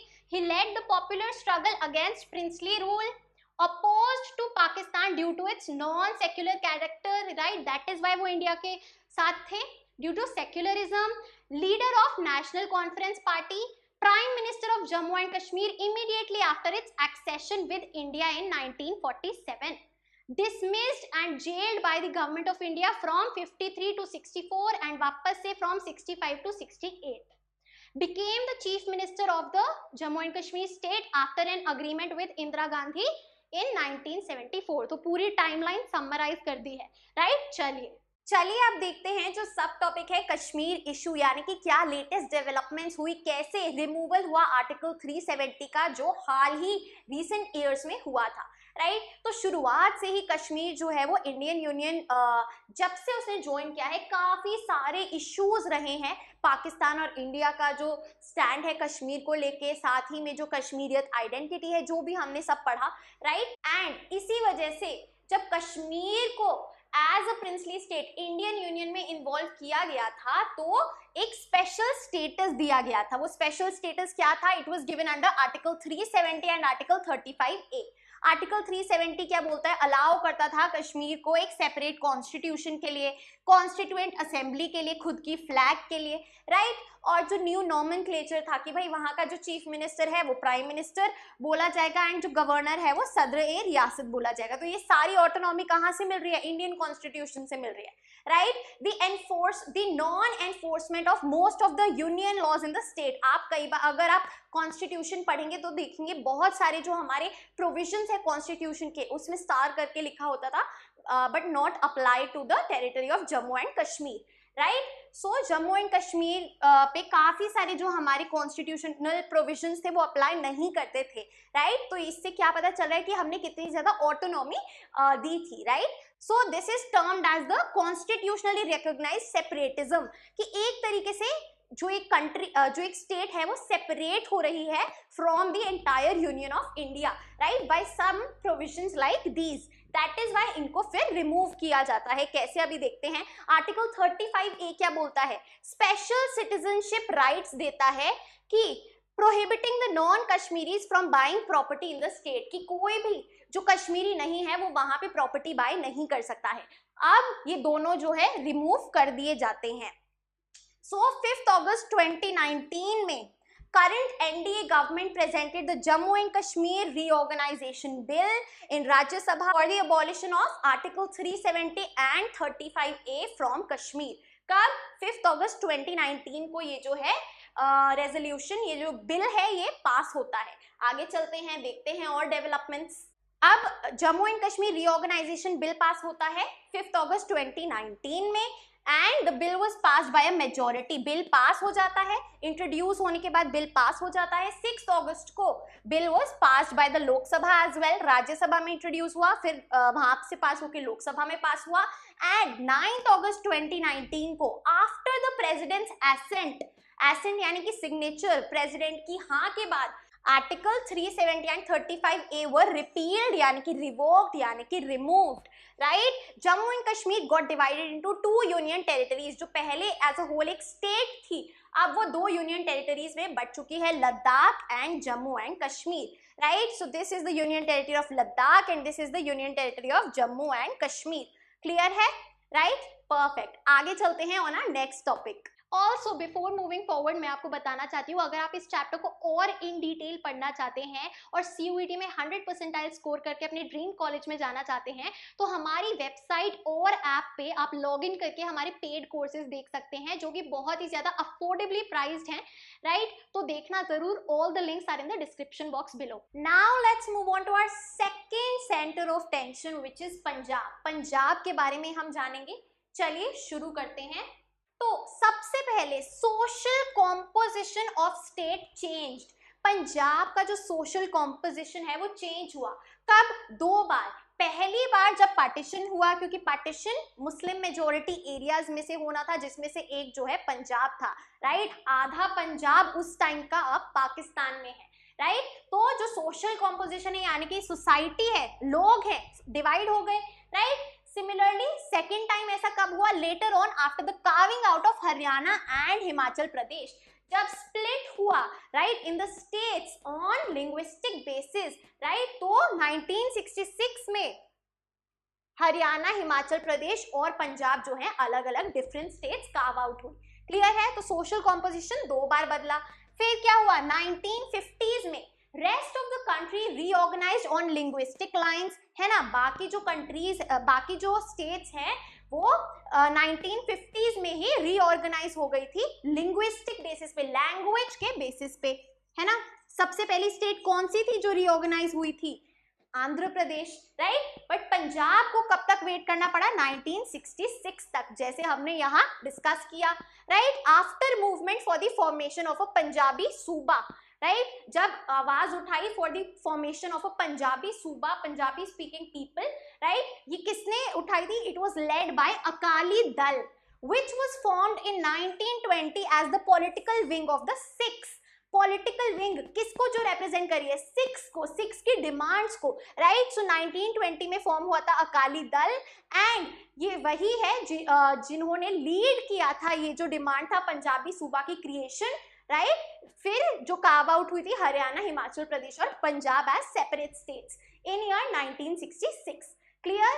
चलिए, राइट। एंड रिफॉर्मेशन के बाद Sikhs were now a majority in the truncated state of Punjab. Truncated यानी कि हाफ हिस्सा जो पंजाब का था उधर सिक्स की मेजॉरिटी थी, और बाकी जो है हरियाणा और हिमाचल प्रदेश में डिवाइड हो गया था, राइट। डेकेड ऑफ 1980s, जो 1980 से 1990 का 10 साल है, 80s वाले, major developments in the state of Punjab इस टाइम पे हुई।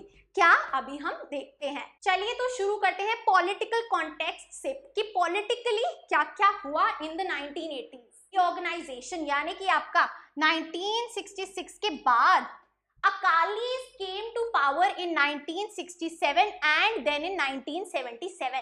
तो पावर किसके पास थी? अकाली दल के पास। अकाली पावर में आए, पॉलिटिकल पावर उनके पास थी। दोनों ही टाइम एक कोलिशन गवर्नमेंट थी, फुल मेजॉरिटी नहीं थी। क्लियर? चलिए फिर क्या होता है? There political position remained precarious even after redrawing of boundaries. Precarious का मतलब क्या है? उनकी पोजीशन है वो सेफ नहीं है, कभी भी गवर्नमेंट गिर सकती है और उनकी पावर छीनी जा सकती है। राइट? कैसे भाई? क्या होता है? गवर्नमेंट, जो सेंट्रल गवर्नमेंट है, वो डिसमिस कर देती है स्टेट गवर्नमेंट को, अकालीज को, midway through its term, बीच में ही। Right? They did not enjoy strong support among the Hindus. उनके पास स्ट्रॉन्ग सपोर्ट सिर्फ सिख्स का था। राइट? सिख पीपल का था। Congress got more support among the Dalits, whether Hindu और Sikh, then the Akalis. Right? अब यहाँ पे भी कांग्रेस को ज्यादा सपोर्ट क्यों मिल रहा था? क्योंकि लार्जर सोशल सेक्शंस को वो अपील कर रही थी। दलित्स चाहे हिंदू हो या सिख हो, वो कांग्रेस को सपोर्ट कर रहे थे अकाली से ज्यादा। क्लियर है? जो अकाली गवर्नमेंट थी 67 और 77 एक कोलिशन गवर्नमेंट थी और उसकी जो पोजीशन थी काफी अनस्टेबल थी और गवर्नमेंट ने, सेंट्रल गवर्नमेंट ने स्टेट गवर्नमेंट को डिसमिस भी कर दिया था। राइट? चलिए अब देखते हैं आगे क्या हुआ। 1970s में a section of Akalis began to demand political autonomy for the region, कि हमें पावर चाहिए, पॉलिटिकल ऑटोनॉमी चाहिए अपने रीजन के लिए। राइट? जहां पे हम अपने खुद के डिसीजंस ले सके। Then 1973, very important, very important, the Anandpur Sahib resolution was passed. So Anandpur Sahib resolution क्या था? इसको इसीलिए पास किया गया क्योंकि ये दर्शाता था the demand for political autonomy of the region. Right? कौन से रीजन? जो अकालीज चाहते हैं कि अलग से एक रीजनल ऑटोनॉमी मिले सारे सिख्स को। तो ये Anandpur Sahib resolution asserted regional autonomy, कि हमें अपने रीजन के लिए कंट्रोल मिले, पावर मिले, हम अपने खुद के अफेयर्स को कंट्रोल करें। Right? It spoke of the aspirations of the Sikh com, Sikh community क्या चाहती है उसके एस्पिरेशंस के बारे में बात करता था Anandpur Sahib resolution. Right? It wanted to redefine centre state relationship, कि भाई स्टेट को भी जो है ज्यादा पावर मिले अपने रीजन को ऑटोनॉमस बनाने के लिए और सेंटर का इन्वॉल्वमेंट थोड़ा कम हो। Right? The goal was attaining the बोलबला। बोलबला क्या है? डोमिनेंस और हेजेमनी ऑफ द सिख्स, कि सिख्स की ही यहाँ पे चले, हेजेमनी हो और पावर हो इस रीजन में। So Anandpur Sahib resolution was all about these features. आगे चलते हैं। The resolution was a plea for strengthening federalism. Federalism क्या होता है भाई? जो हमारा सेंटर और स्टेट का कोऑपरेशन है, जो डिस्ट्रीब्यूशन ऑफ पावर्स है, दैट इज फेडरलिज्म। तो उसको और ज्यादा जो है स्ट्रेंथन किया जाए। लेकिन it could also be interpreted as a plea for a separate Sikh nation, separatist movement की तरह भी हम इसको समझ सकते थे। राइट? ये रेजोल्यूशन जो था इसको केवल लिमिटेड अपील थी अमंग द सिख मासेस, बहुत ज्यादा जो है पॉपुलैरिटी नहीं मिली, सपोर्ट नहीं मिला। In 1980 again the Akali government was dismissed। फिर क्या होता है? अकाली दल क्या लॉन्च करता है? Launched a movement on the question of the distribution of water between Punjab and its neighboring states। तो वाटर डिस्प्यूट एक उस पे सवाल उठाता है कि भाई जो वाटर है वो कैसे डिस्ट्रीब्यूट हो रहा है हरियाणा, पंजाब, आपका हिमाचल प्रदेश, इन सब के बीच में। Right? A section of the religious leaders raised the question of autonomous Sikh identity, कि हमारी कोई अलग से सिखों की क्या आइडेंटिटी है। राइट? एंड इसी मूवमेंट में काफी ज्यादा एक्सट्रीम एलिमेंट्स आ जाते हैं जो कि सेपरेटिज्म या फिर सक्सेशनिस्ट मूवमेंट्स करने लगते हैं। Started advocating secession from India. Secession यानी कि सेपरेटिज्म, कि इंडिया से अलग होके हमारा जो रीजन है अलग एक नेशन बन जाए, and the creation of the so called Khalistan. Right? Khalistan की क्रिएशन यानी कि एक इंडिपेंडेंट नेशन ऑफ पंजाब जो कि इंडिया से अलग हो, सारी ऑटोनॉमी, सारी पावर जैसी एक नेशन को मिलती है वैसी ही स्टेट को मिले। क्लियर है? आगे चलते हैं। Now let's move on to the cycle of violence, कि violent movements कब शुरू हुई and violence कैसे prevail हुआ over this region's political affairs। तो क्या होता है, leadership of the movement passed from the moderate Akalis to the extreme elements. So moderate और एक्सट्रीमिस्ट में क्या फर्क है, मॉडरेटिस्ट जो होते हैं वो मॉडरेट मीडियम तरीके से जो है अपना गोल पूरा करवाते हैं। फॉर एग्जांपल पीसफुल जो है उनकी चीजें रहती है, पेटिशन साइन करवा लिया, राइट, एक पीसफुल प्रोटेस्ट करा लिया, these are moderate methods. But extremist elements क्या होते हैं, जो वॉयलेंस के थ्रू ये सब कराते हैं। Took form of armed insurgency, armed insurgency यानी कि आर्म्स यानी कि वॉयलेंट रिवोल्ट, वॉयलेंट अपराइजिंग का फॉर्म ले लिया, क्योंकि अब जो लीडरशिप है ये अकाली दल की वो मॉडरेट से एक्सट्रीमिस्ट की तरफ शिफ्ट हो गई, जो अपने गोल के लिए, अपनी मांगों के लिए वॉयलेंस पे उतर आए, ऐसे extremist elements. Militants made their headquarters inside the Sikh holy shrine the Golden Temple in Amritsar. तो मिलिटेंट्स यानी कि यही जो एक्सट्रीमिस्ट पीपल हैं, जो वॉयलेंस पे उतर आए हैं अपनी इन डिमांड्स को पूरा करवाने के लिए, उनको मिलिटेंट्स बोला गया है। मिलिटेंट्स क्यों बोला गया है, because they had arms and they were using it for inciting violence. तो वो क्या करते हैं, जाके गोल्डन टेम्पल में छुप जाते हैं, राइट, उसको अपना हेडक्वार्टर्स बना लेते हैं। And this turned into an armed fortress.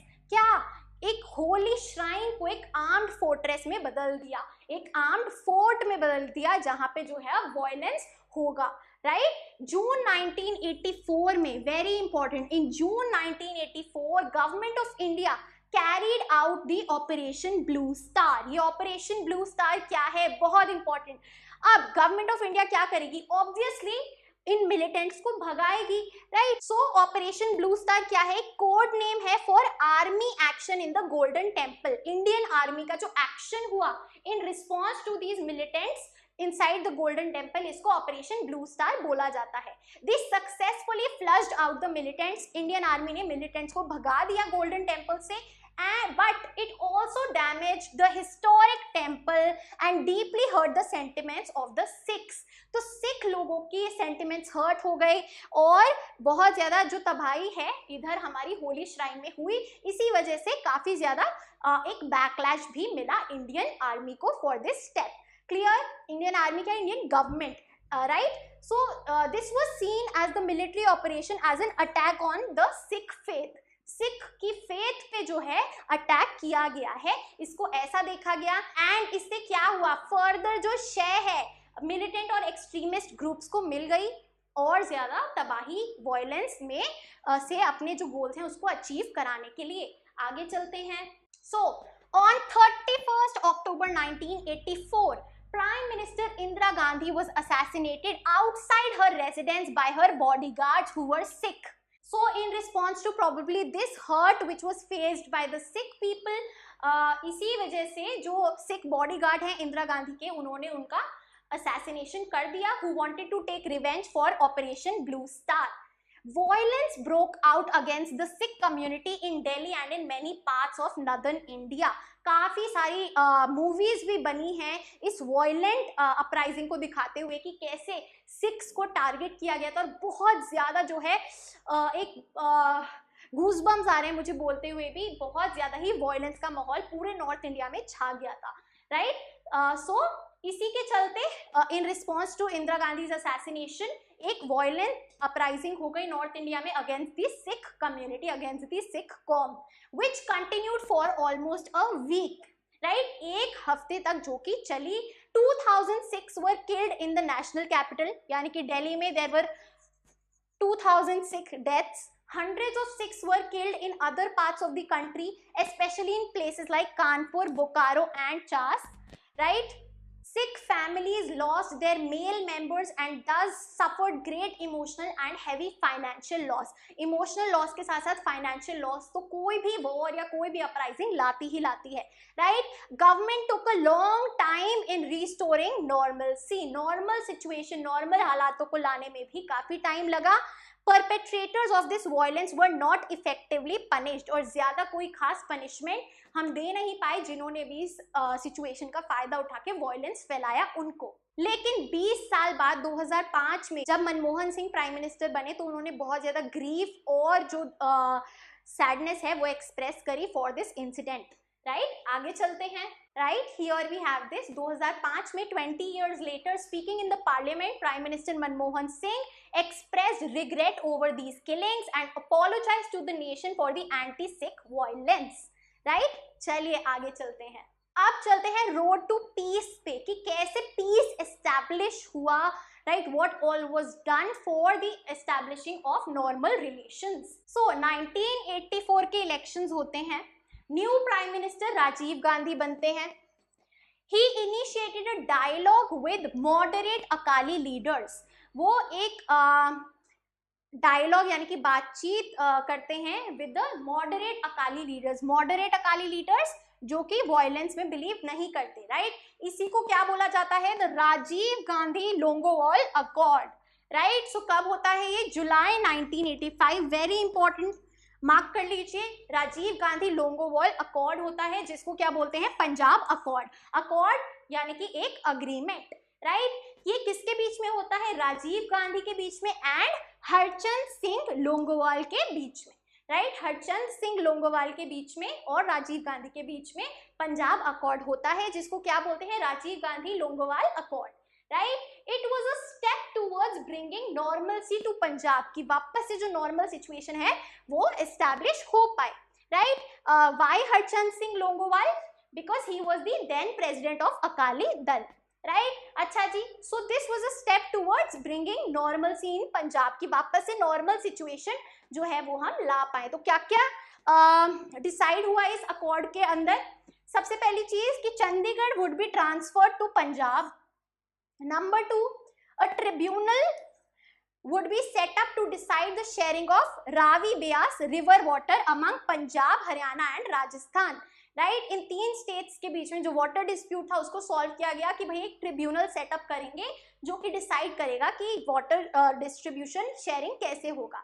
Right number 3, a separate commission would be appointed to resolve the border dispute between Punjab and Haryana. तो जो बॉर्डर डिस्प्यूट है वो भी एक कमीशन सेटअप करेगा और वो सॉल्व आउट करेगा. चलिए फिर क्या डिसाइड हुआ, compensation and better treatment of those affected by the militancy in Punjab. उनको कॉम्पनसेशन दी जाएगी यानी कि फाइनेंशियल रिटर्न में पैसे दिए जाएंगे against their loss and better treatment जिनको भी ये सब वायलेंस फेस करना पड़ा bye the militancy in Punjab. Right जो कि ऑपरेशन ब्लू स्टार हुआ था. And withdrawal of application of armed forces special powers act in Punjab, की आफ्सपा लगा था वहां पे उसको हटा दिया जाएगा, armed forces special powers act. अच्छा जी ये क्या है, आफ्सपा क्या करता है, कुछ डिस्टर्ब्ड एरियाज में स्पेशल पावर्स देता है to the army. Right for the protection of that state, जिससे और ज्यादा जो है वहां पे वायलेंस और मिलिटेंसी की संभावना बढ़ जाती है. राइट क्योंकि अगेन प्रोटेक्शन और रिटेलिएशन होता है. तो आफ्सपा को भी हटाया जाएगा और नॉर्मलसी क्योंकि तभी आ पाएगी डिस्टर्ब्ड एरिया से एक नॉर्मल स्टेट में बदलने के लिए. Right so what was the Rajiv Gandhi Longowal accord अगर आया तो हम बताएंगे कि इनके बीच में था, कब हुआ और क्या उसके पॉइंट्स थे, क्या उसके फीचर्स थे.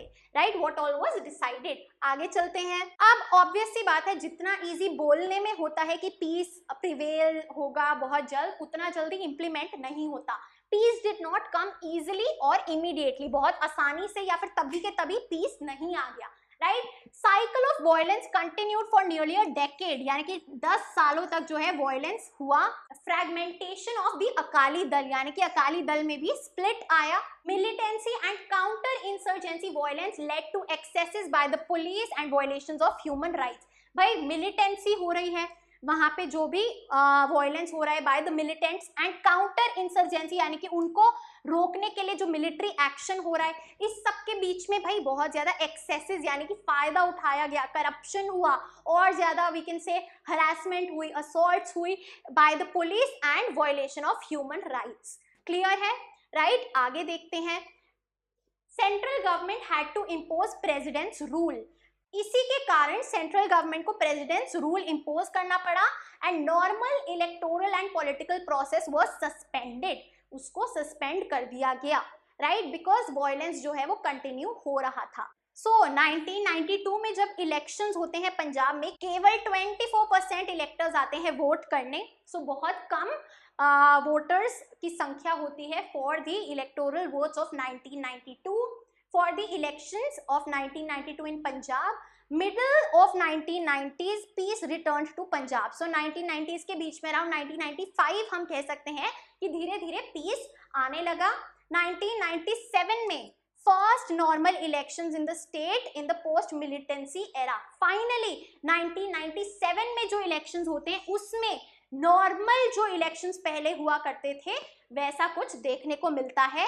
And alliance of Akali Dal Badal and BJP scored a major victory. So किसका अलायंस आता है? अकाली दल बादल वाला हमारी party after the split and BJP दोनों मिलके जो है गवर्नमेंट फॉर्म करते हैं in Punjab after the 1997 normal elections. Let's talk about the personality boxes. Master Tara Singh, prominent Sikh religious and political leader, one of the early leaders of the शिरोमणि गुरुद्वारा प्रबंधक committee SGPC के सबसे early leaders में से एक master Tara Singh थे.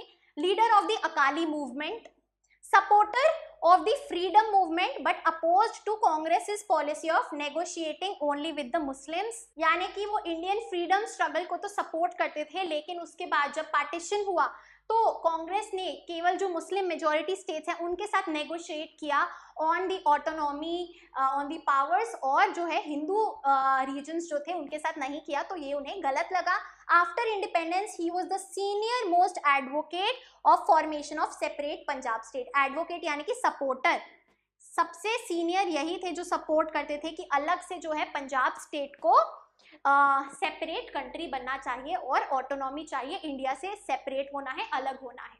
Right, आगे चलते हैं नेक्स्ट पर्सनालिटी पे. We have Sant Harichand Singh Longowal, Sikh political and religious leader, began his political career in mid 60s as an Akali leader. 1960s के अराउंड उन्होंने अपना करियर शुरू किया as an Akali leader. Right? He became the president of Akali Dal in 1980, जिसके बाद वो accord हुआ. Right? He reached an agreement with Prime Minister Rajiv Gandhi on key demands of Akalis, which was the Punjab Accord. Right? And he was assassinated by unidentified Sikh youth. Clear है. इसी के साथ हमारा जो पंजाब का topic है वो खत्म होता है. Now let's move on to the north eastern states. चलिए अब चलते हैं to the final area of tension which is the north east India. तो नॉर्थ ईस्ट रीजन के बारे में जानते हैं. What were the regional aspirations, यहाँ के लोगों की क्या इच्छाएं थी. चलिए तो सबसे पहले this is our map of north east India. Right, यहाँ से वी हैव सिक्किम, फिर असम, अरुणाचल प्रदेश, मेघालय, त्रिपुरा, मिजोरम, मणिपुर एंड नागालैंड. राइट, बीच में है बांग्लादेश और इधर है भूटान एंड इधर we have Nepal, surrounded by 3 external countries. Right, चलिए जानते हैं 1980s regional aspirations reached a turning point in north east. तो 1980s में एक टर्निंग पॉइंट पे आ गई regional aspirations in the north east India. देखते हैं कैसे. This area consists of 7 states referred to as 7 sisters. Right, 7 sisters कौन सी स्टेट्स हैं फटाफट से कमेंट करके बता दो. Has only 4% of the countries population, केवल 4% ऑफ इंडियाज पॉपुलेशन यहाँ पे रिसाइड करती है, but about twice as much share of its area. Small corridor of about 22 kilometers connects the region to the rest of the country. Right? बहुत छोटा सा जो corridor है ये क्या करता है, कनेक्ट करता है अपने नॉर्थ ईस्ट को with the rest of India. Right, 22 kilometres long corridor. Shares boundaries with China, Myanmar and Bangladesh. Very important, Bangladesh से बाउंड्री शेयर हो रही है, भूटान से बाउंड्री शेयर हो रही है, बांग्लादेश से हो रही है और यहाँ पे चाइना से हो रही है, यहाँ पे म्यांमार से हो रही है. Right, as you can see China, Myanmar, Bangladesh, we also have Bhutan and इधर वी हैव नेपाल. चलिए, serves as India's gateway to south east Asia. Asia का जो साउथ ईस्ट हिस्सा है जो शुरू होता है म्यांमार से एंड अप टू 10 कंट्रीज वो जाता है. राइट, आसियान जो मेंबर कंट्रीज हैं वो वाला जो साउथ ईस्ट एशिया रीजन है एशिया का, वो इधर से ही होके इंडिया कनेक्ट कर पाती है towards the south eastern countries. आगे चलते हैं, अब जानते हैं about the political history of north east India. Tripura, Manipur and Khasi hills of Meghalaya जो कि पहले प्रिंसली स्टेट्स थी which merged with India after independence, जिन्होंने एक मर्जर किया और वो इंडियन यूनियन का हिस्सा बन गई. कौन सी states? Tripura, Manipur and Khasi hills region of Meghalaya. Right. चलिए 1963 में Nagaland state was created, Nagaland को स्टेट बनाया गया। 1972 में Manipur, Tripura and Meghalaya became separate states, अलग अलग जो रीऑर्गेनाइजेशन ऑफ स्टेट्स है नॉर्थ ईस्ट में हुआ। And finally 1987 Mizoram and Arunachal Pradesh became separate states, right. तो ये थोड़े से इंपॉर्टेंट ईयर्स हैं, very important for your chronology questions in CUET. आगे चलते हैं, ऐसा क्यों है कि ये जो एरिया है ये अंडर डेवलप्ड है as compare to the other states of India? Reasons for the backwardness of this region compared to other parts of the country. What are the reasons? सबसे पहली चीज, partition reduced it to a landlocked region and affected its economy.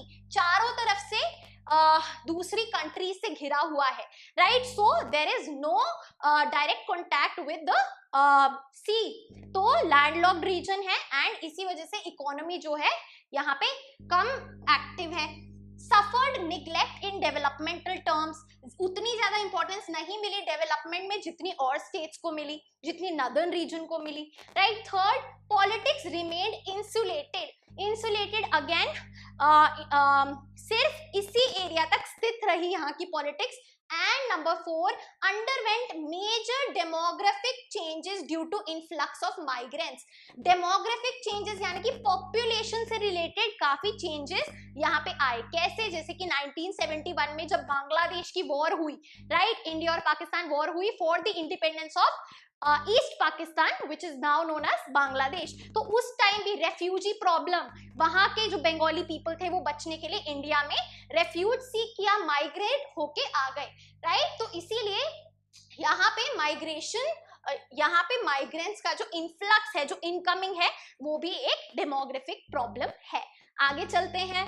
So isolation of the region, isolated है, जैसे हमने बताया India से भी इतना सा कॉरिडोर जो है कनेक्ट करता है, काइंड ऑफ एक अलग ही हिस्सा है, जैसे कि पूरा ऑल ओवर इंडिया है वो एक ही एक्सपेंस ऑफ लैंड है, यहाँ पे कॉरिडोर कनेक्ट करता है, तो थोड़ा सा आइसोलेशन हो जाता है।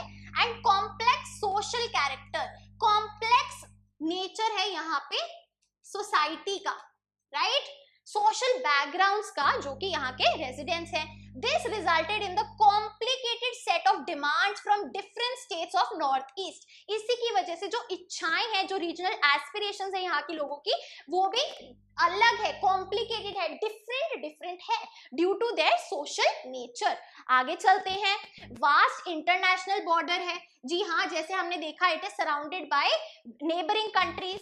वीक कम्युनिकेशन है between the north East and the rest of India due to this isolation, right. This has added to the delicate nature of politics there. इसी की वजह से यहाँ पे पॉलिटिक्स का नेचर भी जो है डेलिकेट है, काफी नाजुक है, right. 3 issues dominating the politics of north east, 3 ऐसी डिमांड्स, ऐसे इश्यूज जो कि पॉलिटिक्स ऑफ नॉर्थ ईस्ट को डोमिनेट करते हैं। सबसे पहला इशू क्या है? Demands for autonomy, for more power of having control in this region. Number 2, movements for succession, succession यानी कि separate होने के लिए movements, अलग होने के लिए इंडिया से। And number 3, opposition to outsiders, कौन से outsiders? जो माइग्रेशन प्रॉब्लम हमने पढ़ी। क्लियर है? आगे चलते हैं। अब जानते हैं जो पहला इशू है, डिमांड्स फॉर ऑटोनॉमी, ज्यादा पावर मिले यहाँ के लोगों को to actually have control over their region. जानते हैं इसमें क्या है। So at independence entire region except Manipur and Tripura comprise the state of Assam. Independence के टाइम पे जो पूरा नॉर्थ ईस्ट रीजन है वो असम के अंडर आता था, स्टेट ऑफ असम में आता था, except for Tripura and Manipur. तो एक बार देख लेते हैं। सो त्रिपुरा और मणिपुर, इस एरिया को छोड़ के this entire reason was the state of Assam. Clear है? प्री इंडिपेंडेंस ब्रिटिश एरा की बात कर रहे हैं। So non Assamese felt that Assam government was imposing Assamese language. तो अगेन वहां पे क्या उन्हें फील हो रहा था, जो नॉन असामीज पीपल थे who did not belong to Assam originally, right? उनको लग रहा था कि हम पे भी असमीज भाषा थोपी जा रही है, imposition of असमीज लैंग्वेज हो रहा है, एंड हमारा जो कल्चर है, हमारी जो लैंग्वेज है, उसको सप्रेस किया जा रहा है, उसको दबाया जा रहा है, राइट? इसी वजह से they stood for the rise of demands of political autonomy कि हमें अलग से जो है अपने कल्चर और लैंग्वेज को प्रिजर्व करने के लिए अलग से एक स्टेट चाहिए, ऑटोनॉमी चाहिए, राइट? आगे चलते हैं. Leaders of the major tribal communities formed the eastern India tribal union. तो क्या होता है, जो मेजर ट्राइबल कम्युनिटीज के लीडर्स होते हैं वो मिलके क्या बनाते हैं, एक ईस्टर्न इंडिया ट्राइबल यूनियन बनाते हैं. ईस्टर्न इंडिया ट्राइबल यूनियन कब, 1960 में, राइट?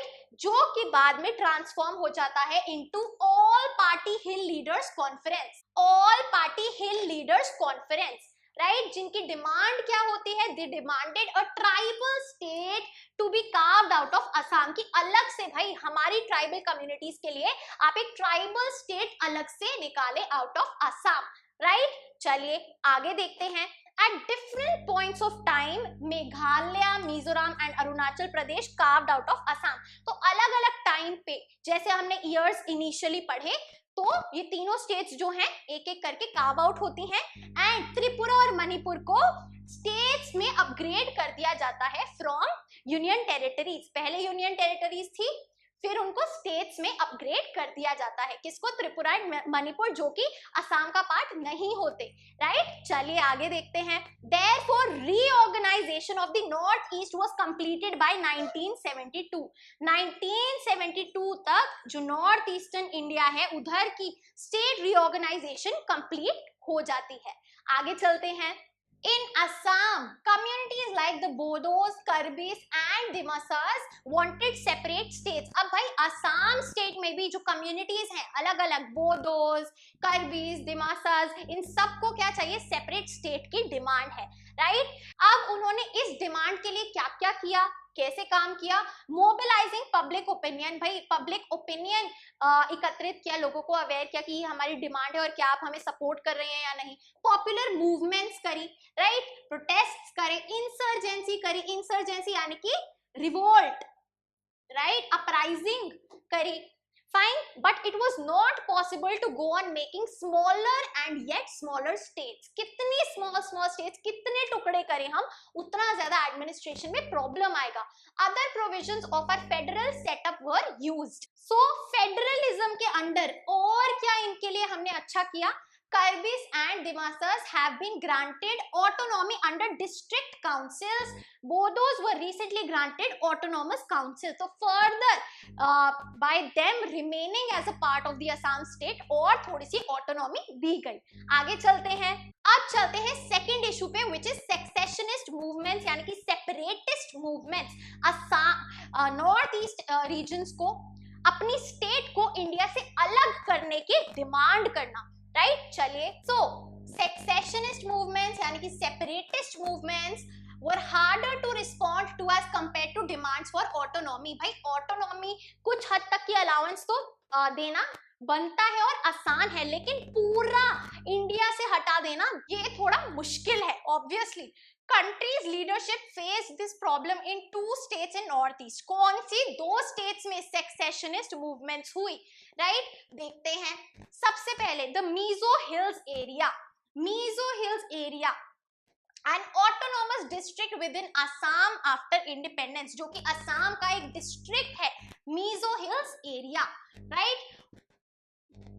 वो क्या मानते थे, they believed that they were never a part of British India and therefore did not belong to the Indian Union. भाई हम ब्रिटिश इंडिया का पार्ट ही नहीं थे और इसीलिए हम इंडिया का हिस्सा नहीं है, according to the Mizo Hills area, right? आगे देखते हैं फिर क्या हुआ. 1959 में Assam government failed to respond adequately to the great famine of Mizo Hills. जो Mizo Hills एरिया में फेमाइन हुआ, राइट? उस पे जो असम गवर्नमेंट है उसने अच्छे से रिस्पॉन्स नहीं किया, अच्छे से सेफ गार्डिंग, अच्छे से हेल्प नहीं करी, राइट? और फेमाइन क्या होता है, food shortage, lack of food, right?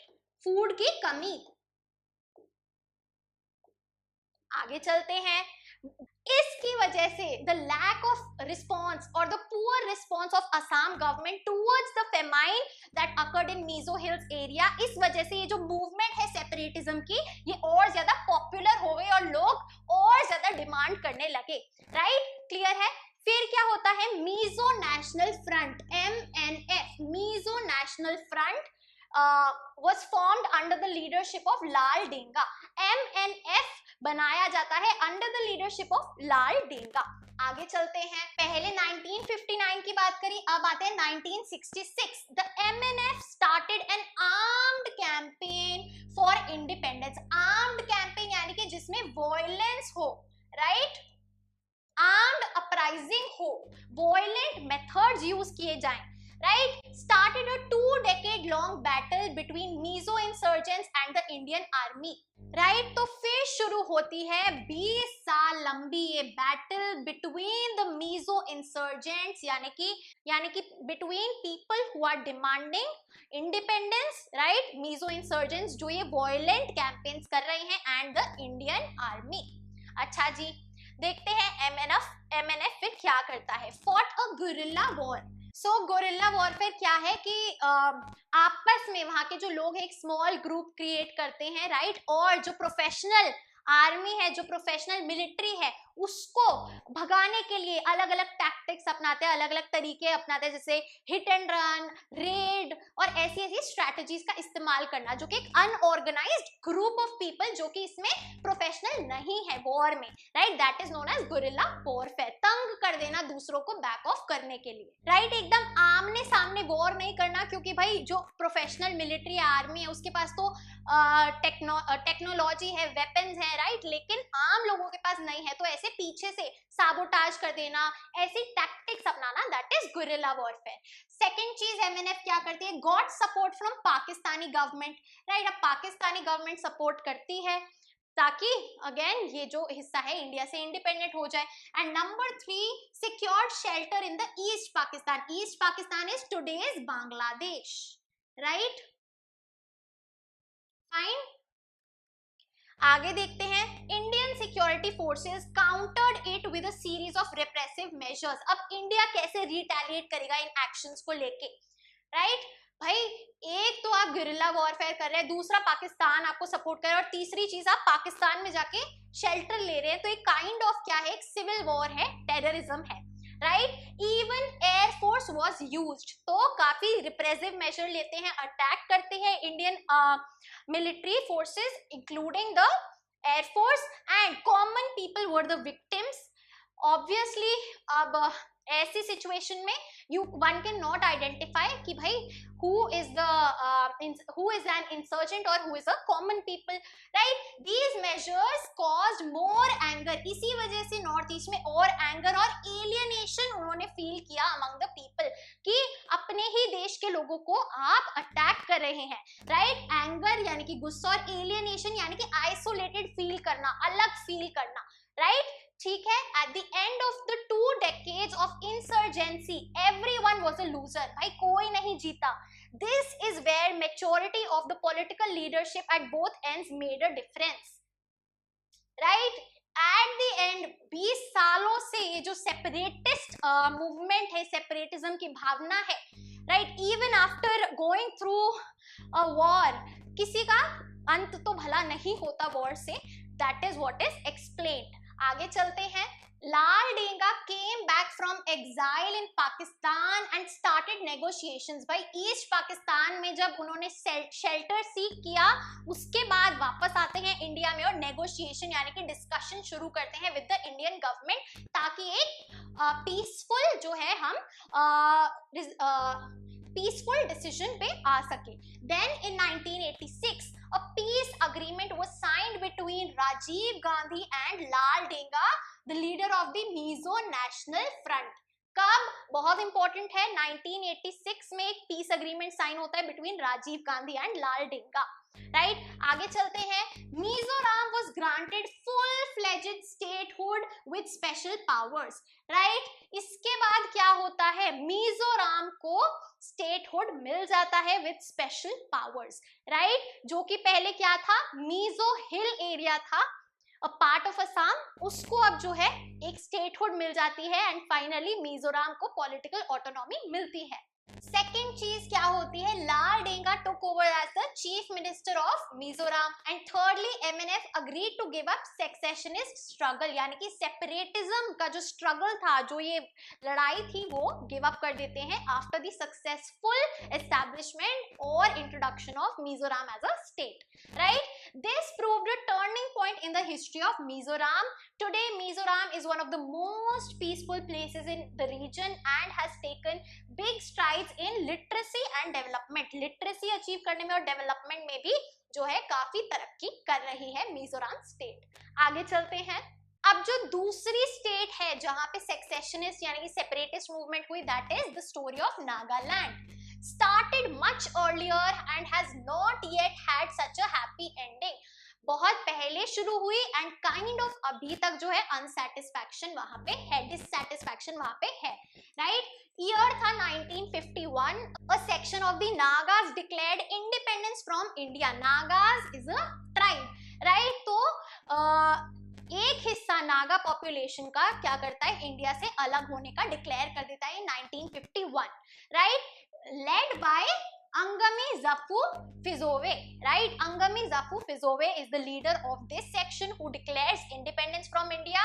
He turned down many offers of negotiated settlements. जब इंडिया क्या ट्राई कर रही थी कि जो सारी प्रिंसली स्टेट्स हैं, राइट, वो इंडिया का हिस्सा बन जाए, इंडियन यूनियन में मर्ज हो जाए, right.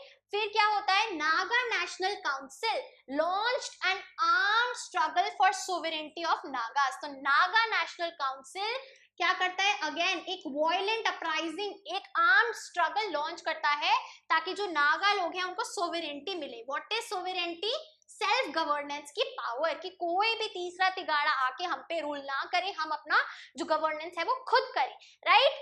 After a period of violent insurgency, after a series of violence and violent attacks, sections of the Nagas finally signs an agreement with the government of India. एक agreement sign करते हैं Indian government के साथ, right, जो कि other rebels जो कि और इस सेक्शन में प्रोटेस्ट कर रहे थे उनको एक्सेप्टेबल नहीं होता, right. The problem in Nagaland still awaits a final resolution. यहाँ पे again this issue has not been completely closed. Talking about the leaders, दो जो हमारे leaders हैं जिनके बारे में हमने बात करी, सबसे पहले Laldenga, right, the founder and leader of MNF Mizo National Front, turned into a rebel after the experience of famine in 1959, led an armed struggle against India for 2 decades, 20 साल, reached a settlement and signed agreement with Prime Minister Rajiv Gandhi in 1986 and became the chief minister of the newly created state of Mizoram, right. ये जो agreement है ये 86 में होता है और state create होती है 1987 में, राइट. आगे चलते हैं. Talking about Angami Zapu Phizo, leader of the movement for independence in Nagaland, president of Naga National Council, began an armed struggle against the Indian state, went underground, छुप के, stayed in Pakistan and spent the last 3 decades of his life in exile in UK. Again he left India, firstly took exile in Pakistan and फिर अपने last 3 decade 30 साल UK में ये रहे. आगे चलते हैं. Finally, coming on to the third issue, which is movements against outsiders. जो बाहर से माइग्रेट करके रेफ्यूजीज आए हैं और इंडिया के नॉर्थ ईस्टर्न पार्ट में सेटल हुए हैं, उनके अगेंस्ट मूवमेंट्स जो कर रहे हैं वहां के लोकल पीपल. चलिए देखते हैं.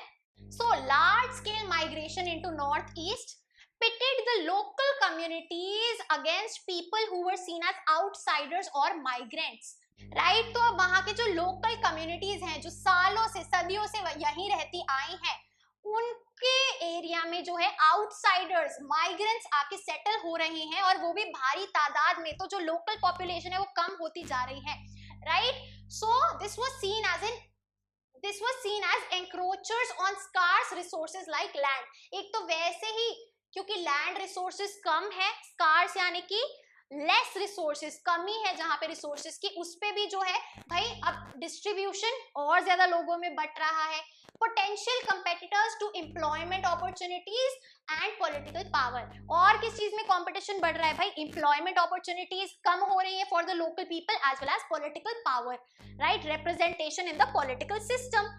Best example of movements against outsiders is the Assam movement. कब से कब तक हुई? 1979 से 1985 तक। Very very very important for your MCQs, right. अब Assam movement suspected that there were huge numbers of illegal Bengali Muslim settlers from Bangladesh। जैसे मैंने बताया कि 1971 में जब इंडो पाक वॉर होती है ओवर द बांग्लादेश इशू, जब बांग्लादेश इंडिपेंडेंट होती है, तो इसके दौरान जब पाकिस्तानी आर्मी यहाँ के बंगाली मुस्लिम्स को सप्रेस करने के लिए इन पे वायलेंस का इस्तेमाल करते हैं, तो ये बचने के लिए इंडिया में माइग्रेट हो जाते हैं, specially in the north east reason. That is why ये इलीगल बंगाली मुस्लिम सेटलर्स जो यहाँ आके बस गए फ्रॉम बांग्लादेश, इनके अगेंस्ट द असम मूवमेंट में आवाज उठाई गई।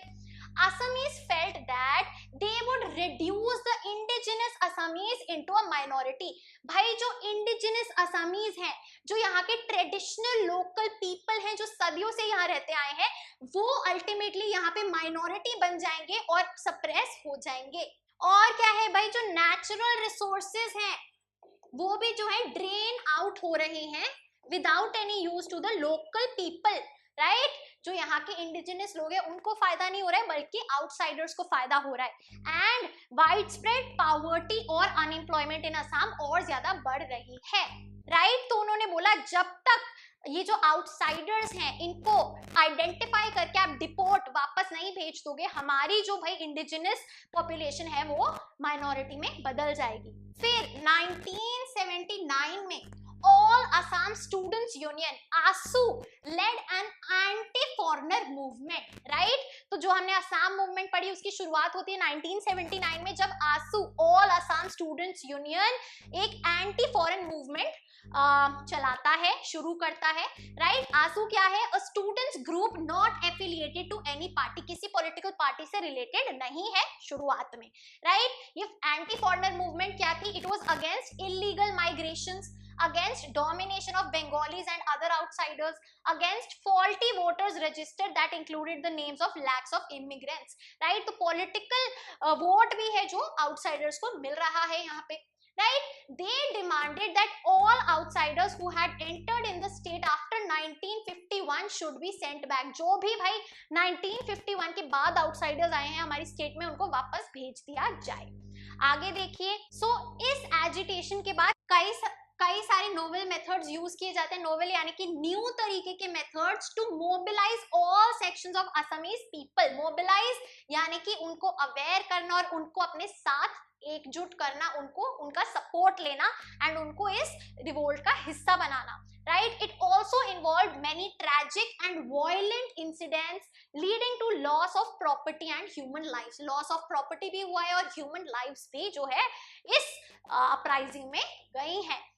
Tried to blockade the movements of trains and the supply of oil from Assam to refineries in Bihar, right। Like this is an example कि भाई trains की movements को block कर देना, supply जो कि oil और tea famous है असम की, वो supply हो रही है to other parts of India, उसको block कर देना, right। Clear है?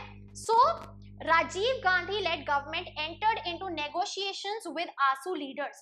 Again जो इंडियन गवर्नमेंट है under Rajiv Gandhi as the prime minister, वो जो है और नेगोशिएट करने की कोशिश करती है to come to a decision. फिर आता है the Assam accord. Punjab accord पढ़ा था, Assam accord.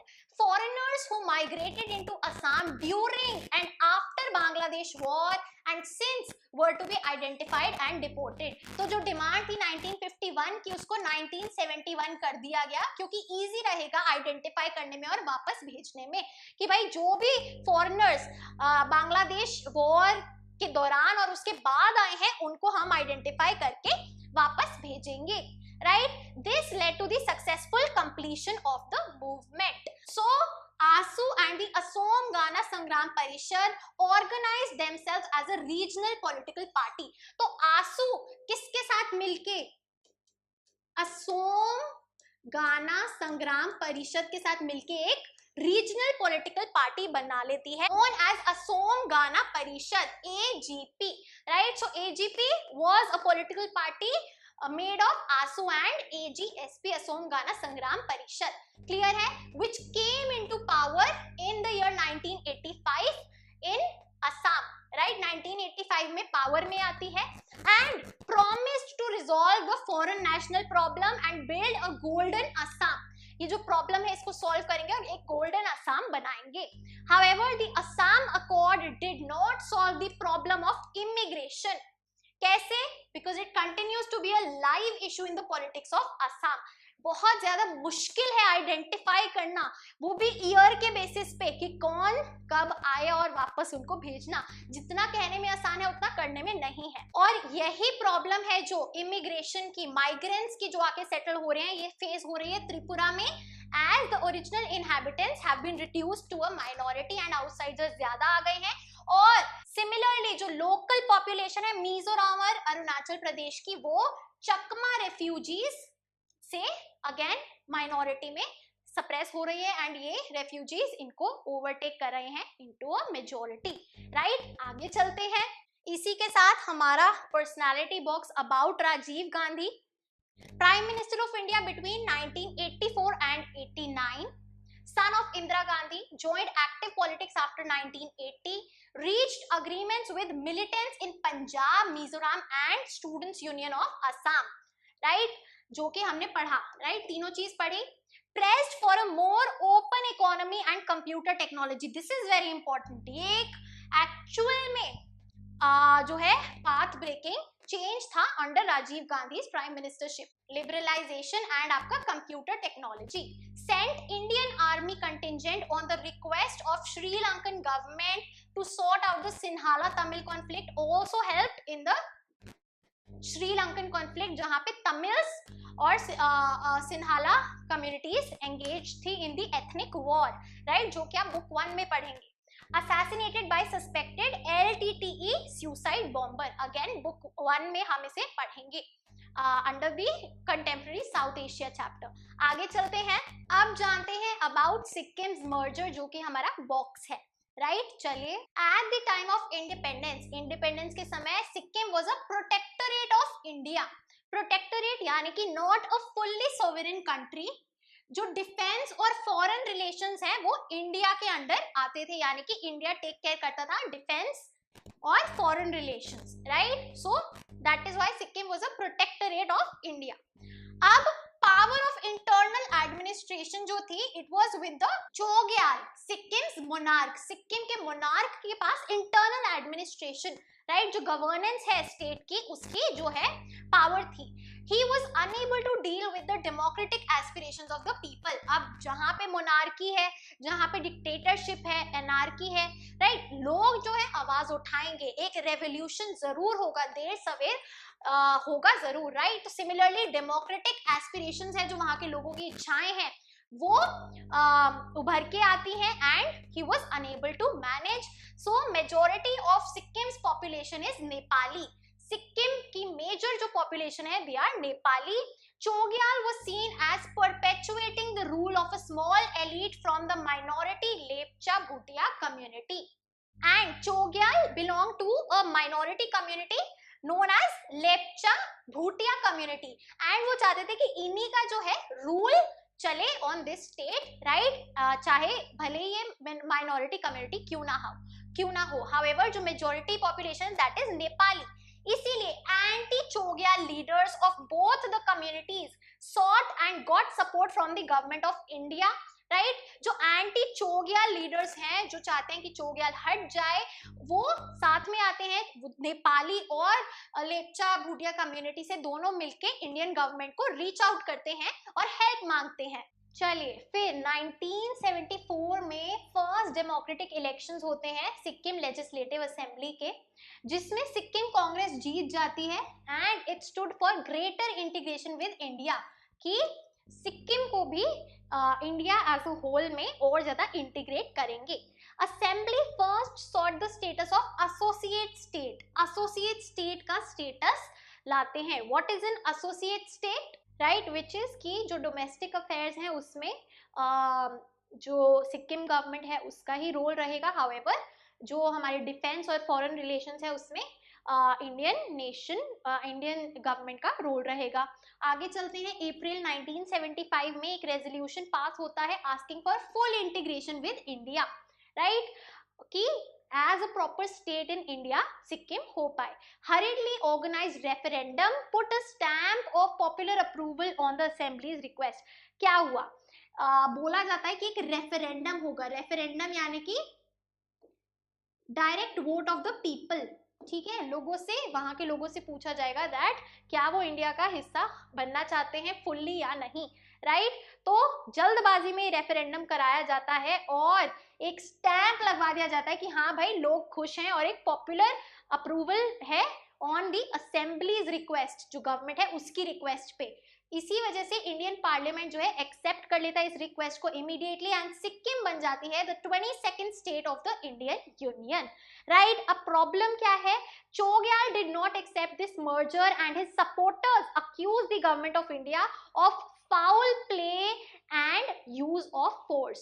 Use of force, जबरदस्ती किया ये सब और गलत मायनों से किया. बोला रेफरेंडम होगा लेकिन असेंबली ने अपनी मर्जी से एक पॉपुलर अप्रूवल का जो है थप्पा लगा दिया, चाहे हो या ना हो, और सिक्किम को मर्ज कर दिया इंडिया के साथ. आगे चलते हैं on to Kazi Lhendup Dorji Khan सरपा.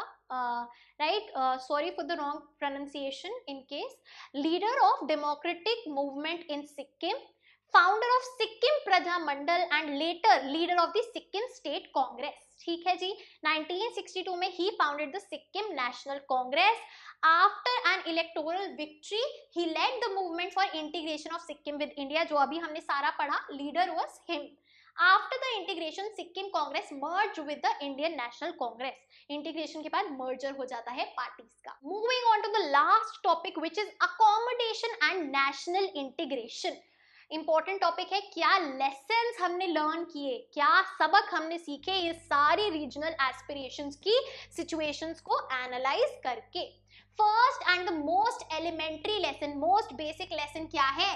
That regional aspirations, जो अलग अलग रीजन्स में लोगों की इच्छाएं हैं, एस्पिरेशंस हैं, they are very much a part of democratic politics. वो डेमोक्रेसी का एक अच्छा खासा हिस्सा है.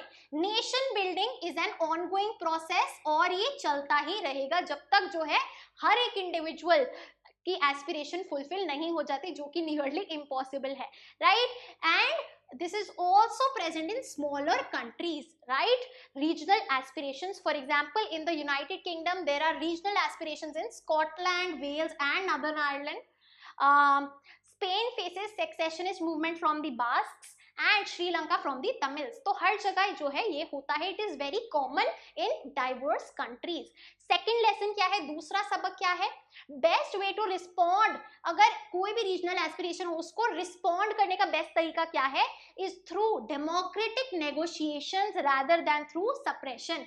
कि उनको दबाया ना जाए, वॉयलेंस का प्रयोग ना हो, बल्कि डेमोक्रेटिक मेथड्स यूज करे जाए, बातचीत करी जाए, नेगोशिएट किया जाए और एक जो है डिसीजन पे आए जहां दोनों पार्टीज जो हैं वो हैप्पी हैं. Right, example of Mizoram shows how political settlement can resolve the problem of separatism effectively. Right, दोनों जो पार्टीज है उनकी डिमांड जहां फुलफिल हो, ऐसे आप एक डिसीजन पे स्टैंड करें थ्रू नेगोशिएशन, बातचीत करके, डिस्कशन करके. थर्ड लेसन क्या है? Significance of power sharing. Power sharing की जो पावर है, जो सिग्निफिकेंस है, जो इंपॉर्टेंट है, वो बताई गई है कि भाई groups and parties from the region need to be given share in power at the state level. जो वहां के लोग हैं, जिनके रूट्स हैं उस रीजन में, चाहे वो पार्टीज हैं या ग्रुप्स हैं या ट्राइब्स हैं या कम्युनिटीज हैं, उनको कुछ हिस्सा, कुछ शेयर ऑफ पावर दिया जाना चाहिए at the state level. And regions must have a share in deciding the destiny of the nation. और रीजन्स ही मिलके डिसाइड करेंगे कि नेशन एज अ होल कैसे फंक्शन करेगा. Right, otherwise the feeling of injustice and alienation can spread. Injustice, भाई inequality, गलत हो रहा है हमारे साथ. एलियनेशन यानी कि सेपरेटिज्म, अलग होने की भावना, excluded feel कराना. And fourth and the final lesson is that regional imbalance in economic development contributes to the feeling of regional discrimination. अगर for example एक कपल के दो बच्चे हैं, एक बच्चे को बहुत पढ़ा लिखा के डॉक्टर बना देते हैं, दूसरे को वो बेसिक एजुकेशन भी प्रोवाइड नहीं करते, तो क्या हो रहा है? बहुत इनजस्टिस हो रही है, इनइक्वालिटी हो रही है, ऑब्वियसली जो बच्चा है जिसको एजुकेशन तक प्रोवाइड नहीं हुई, एक पॉइंट पे वो आके सोचेगा कि ऐसा क्यों हुआ, मेरे साथ गलत हुआ, इसको इतना पढ़ा लिखा दिया। सिमिलरली अगर आप एक स्टेट को जो है बहुत ज्यादा इकोनॉमिक डेवलपमेंट दे दोगे, बहुत ज्यादा डेवलप्ड बना दोगे, ट्रांसपोर्ट, कम्युनिकेशन, इंफ्रास्ट्रक्चर सब कुछ, और दूसरी स्टेट पे ध्यान नहीं दोगे, तो क्या है, डिस्क्रिमिनेशन फील होगा रीजन वाइज, राइट। सो रीजनल इम्बैलेंस यानी कि इनइक्वालिटी, इनइक्विटी, राइट, जो रिसोर्सेज है वो इक्वली डिस्ट्रीब्यूट नहीं किए गए हैं और इकोनॉमिक डेवलपमेंट इक्वली नहीं हो रहा, तो रीजनल डिस्क्रिमिनेशन की भावना जागेगी। If some states remain poor and others developed rapidly, it leads to regional imbalances and inter regional migrations, फिर दूसरी स्टेट में जो पॉपुलेशन है वो माइग्रेट करती है, right. So this is the crux, right. चलिए आगे चलते हैं। These cases make us appreciate the far-sightedness of the makers of the constitution in dealing with questions of diversity. ये सब देख के हमें पता चलता है कि जो हमारे कॉन्स्टिट्यूशन मेकर्स हैं, राइट, जो हमारी कॉन्स्टिट्यूएंट असेंबली के मेंबर्स थे, उन्होंने कितना दूर तक का सोचा, और जो हमारी नेशनल यूनिटी के चैलेंजेस थे, डाइवर्सिटी को भी प्रिजर्व करना, उसको कितने अच्छे से जो है एड्रेस किया। दैट इज वाई क्या किया, फेडरल सिस्टम को अडॉप्ट किया, राइट, ताकि जो डाइवर्सिटी है वो भी प्रिजर्व्ड रहे और यूनिटी है उसको भी बचा के रखें। फेडरल सिस्टम यानी कि division of powers between the centre and the state, union government और स्टेट गवर्नमेंट। फ्लेक्सिबल अरेंजमेंट है ये, जिससे स्टेट्स को भी जो है पावर फील होती है अपनी, एंड सेंटर का भी है जो कंट्रोल रहता है on the entire nation. While most of the states have equal powers, there are special provisions for states like Jammu and Kashmir, जो हमने शुरुआत में डिस्कस किया। The 6th schedule of the constitution allows different tribes complete autonomy of preserving their practices and customary law। तो कुछ ऐसी tribes जो है मेंशन है 6th शेड्यूल में कॉन्स्टिट्यूशन के, जो कि उन्हें एक स्पेशल ऑटोनॉमी देता है to preserve their practices and customs, right. चलिए moving on to the last box which is Goa's liberation. Goa की आजादी, फ्रीडम कैसे हुई, किसकी कॉलोनी थी, देखते हैं जरा। British empire in India came to an end in 1947, है ना, हम इंडिपेंडेंट हो गए ब्रिटिशर्स से, but Portugal refused to withdraw from the territories of Goa, Diu and Daman, right. Goa, Diu और दमन से पोर्चुगल का जो कंट्रोल था उन्होंने मना करा कि हम नहीं हट रहे। Indian government tried very patiently to persuade the Portuguese government to withdraw, कि आप जो है प्लीज अब जाइए, लेकिन वो नहीं माने। पॉपुलर मूवमेंट होती है गोवा में फॉर फ्रीडम, तो फ्रीडम स्ट्रगल होता है गोवा में, जो which was strengthened by socialist satyagrahis from Maharashtra.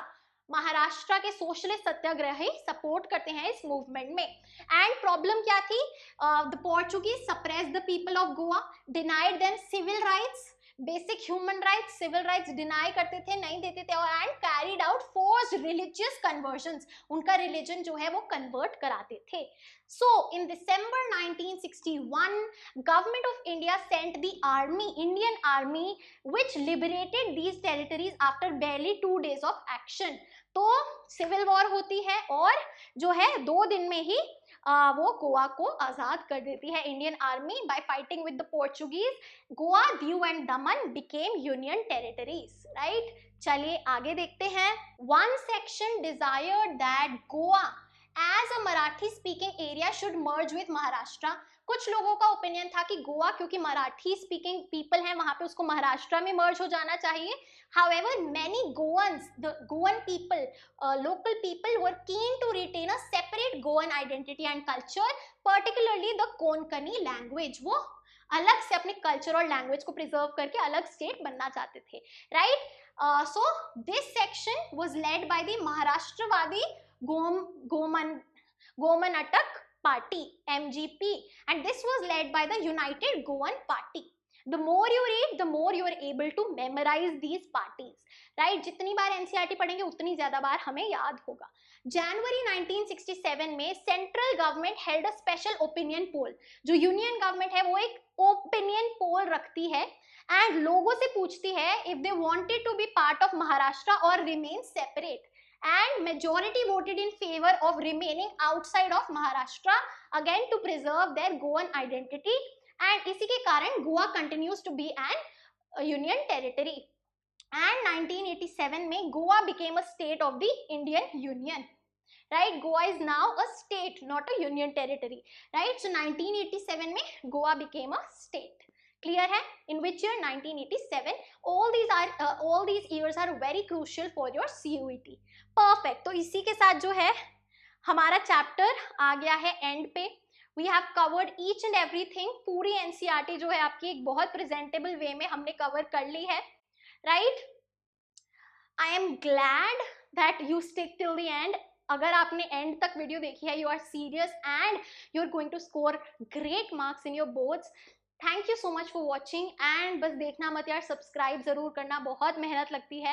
Right, so it doesn't cost you a penny to subscribe. Please subscribe, like and share it with your friends जिनको भी प्रॉब्लम आ रही है पॉलिटिकल साइंस पढ़ने में.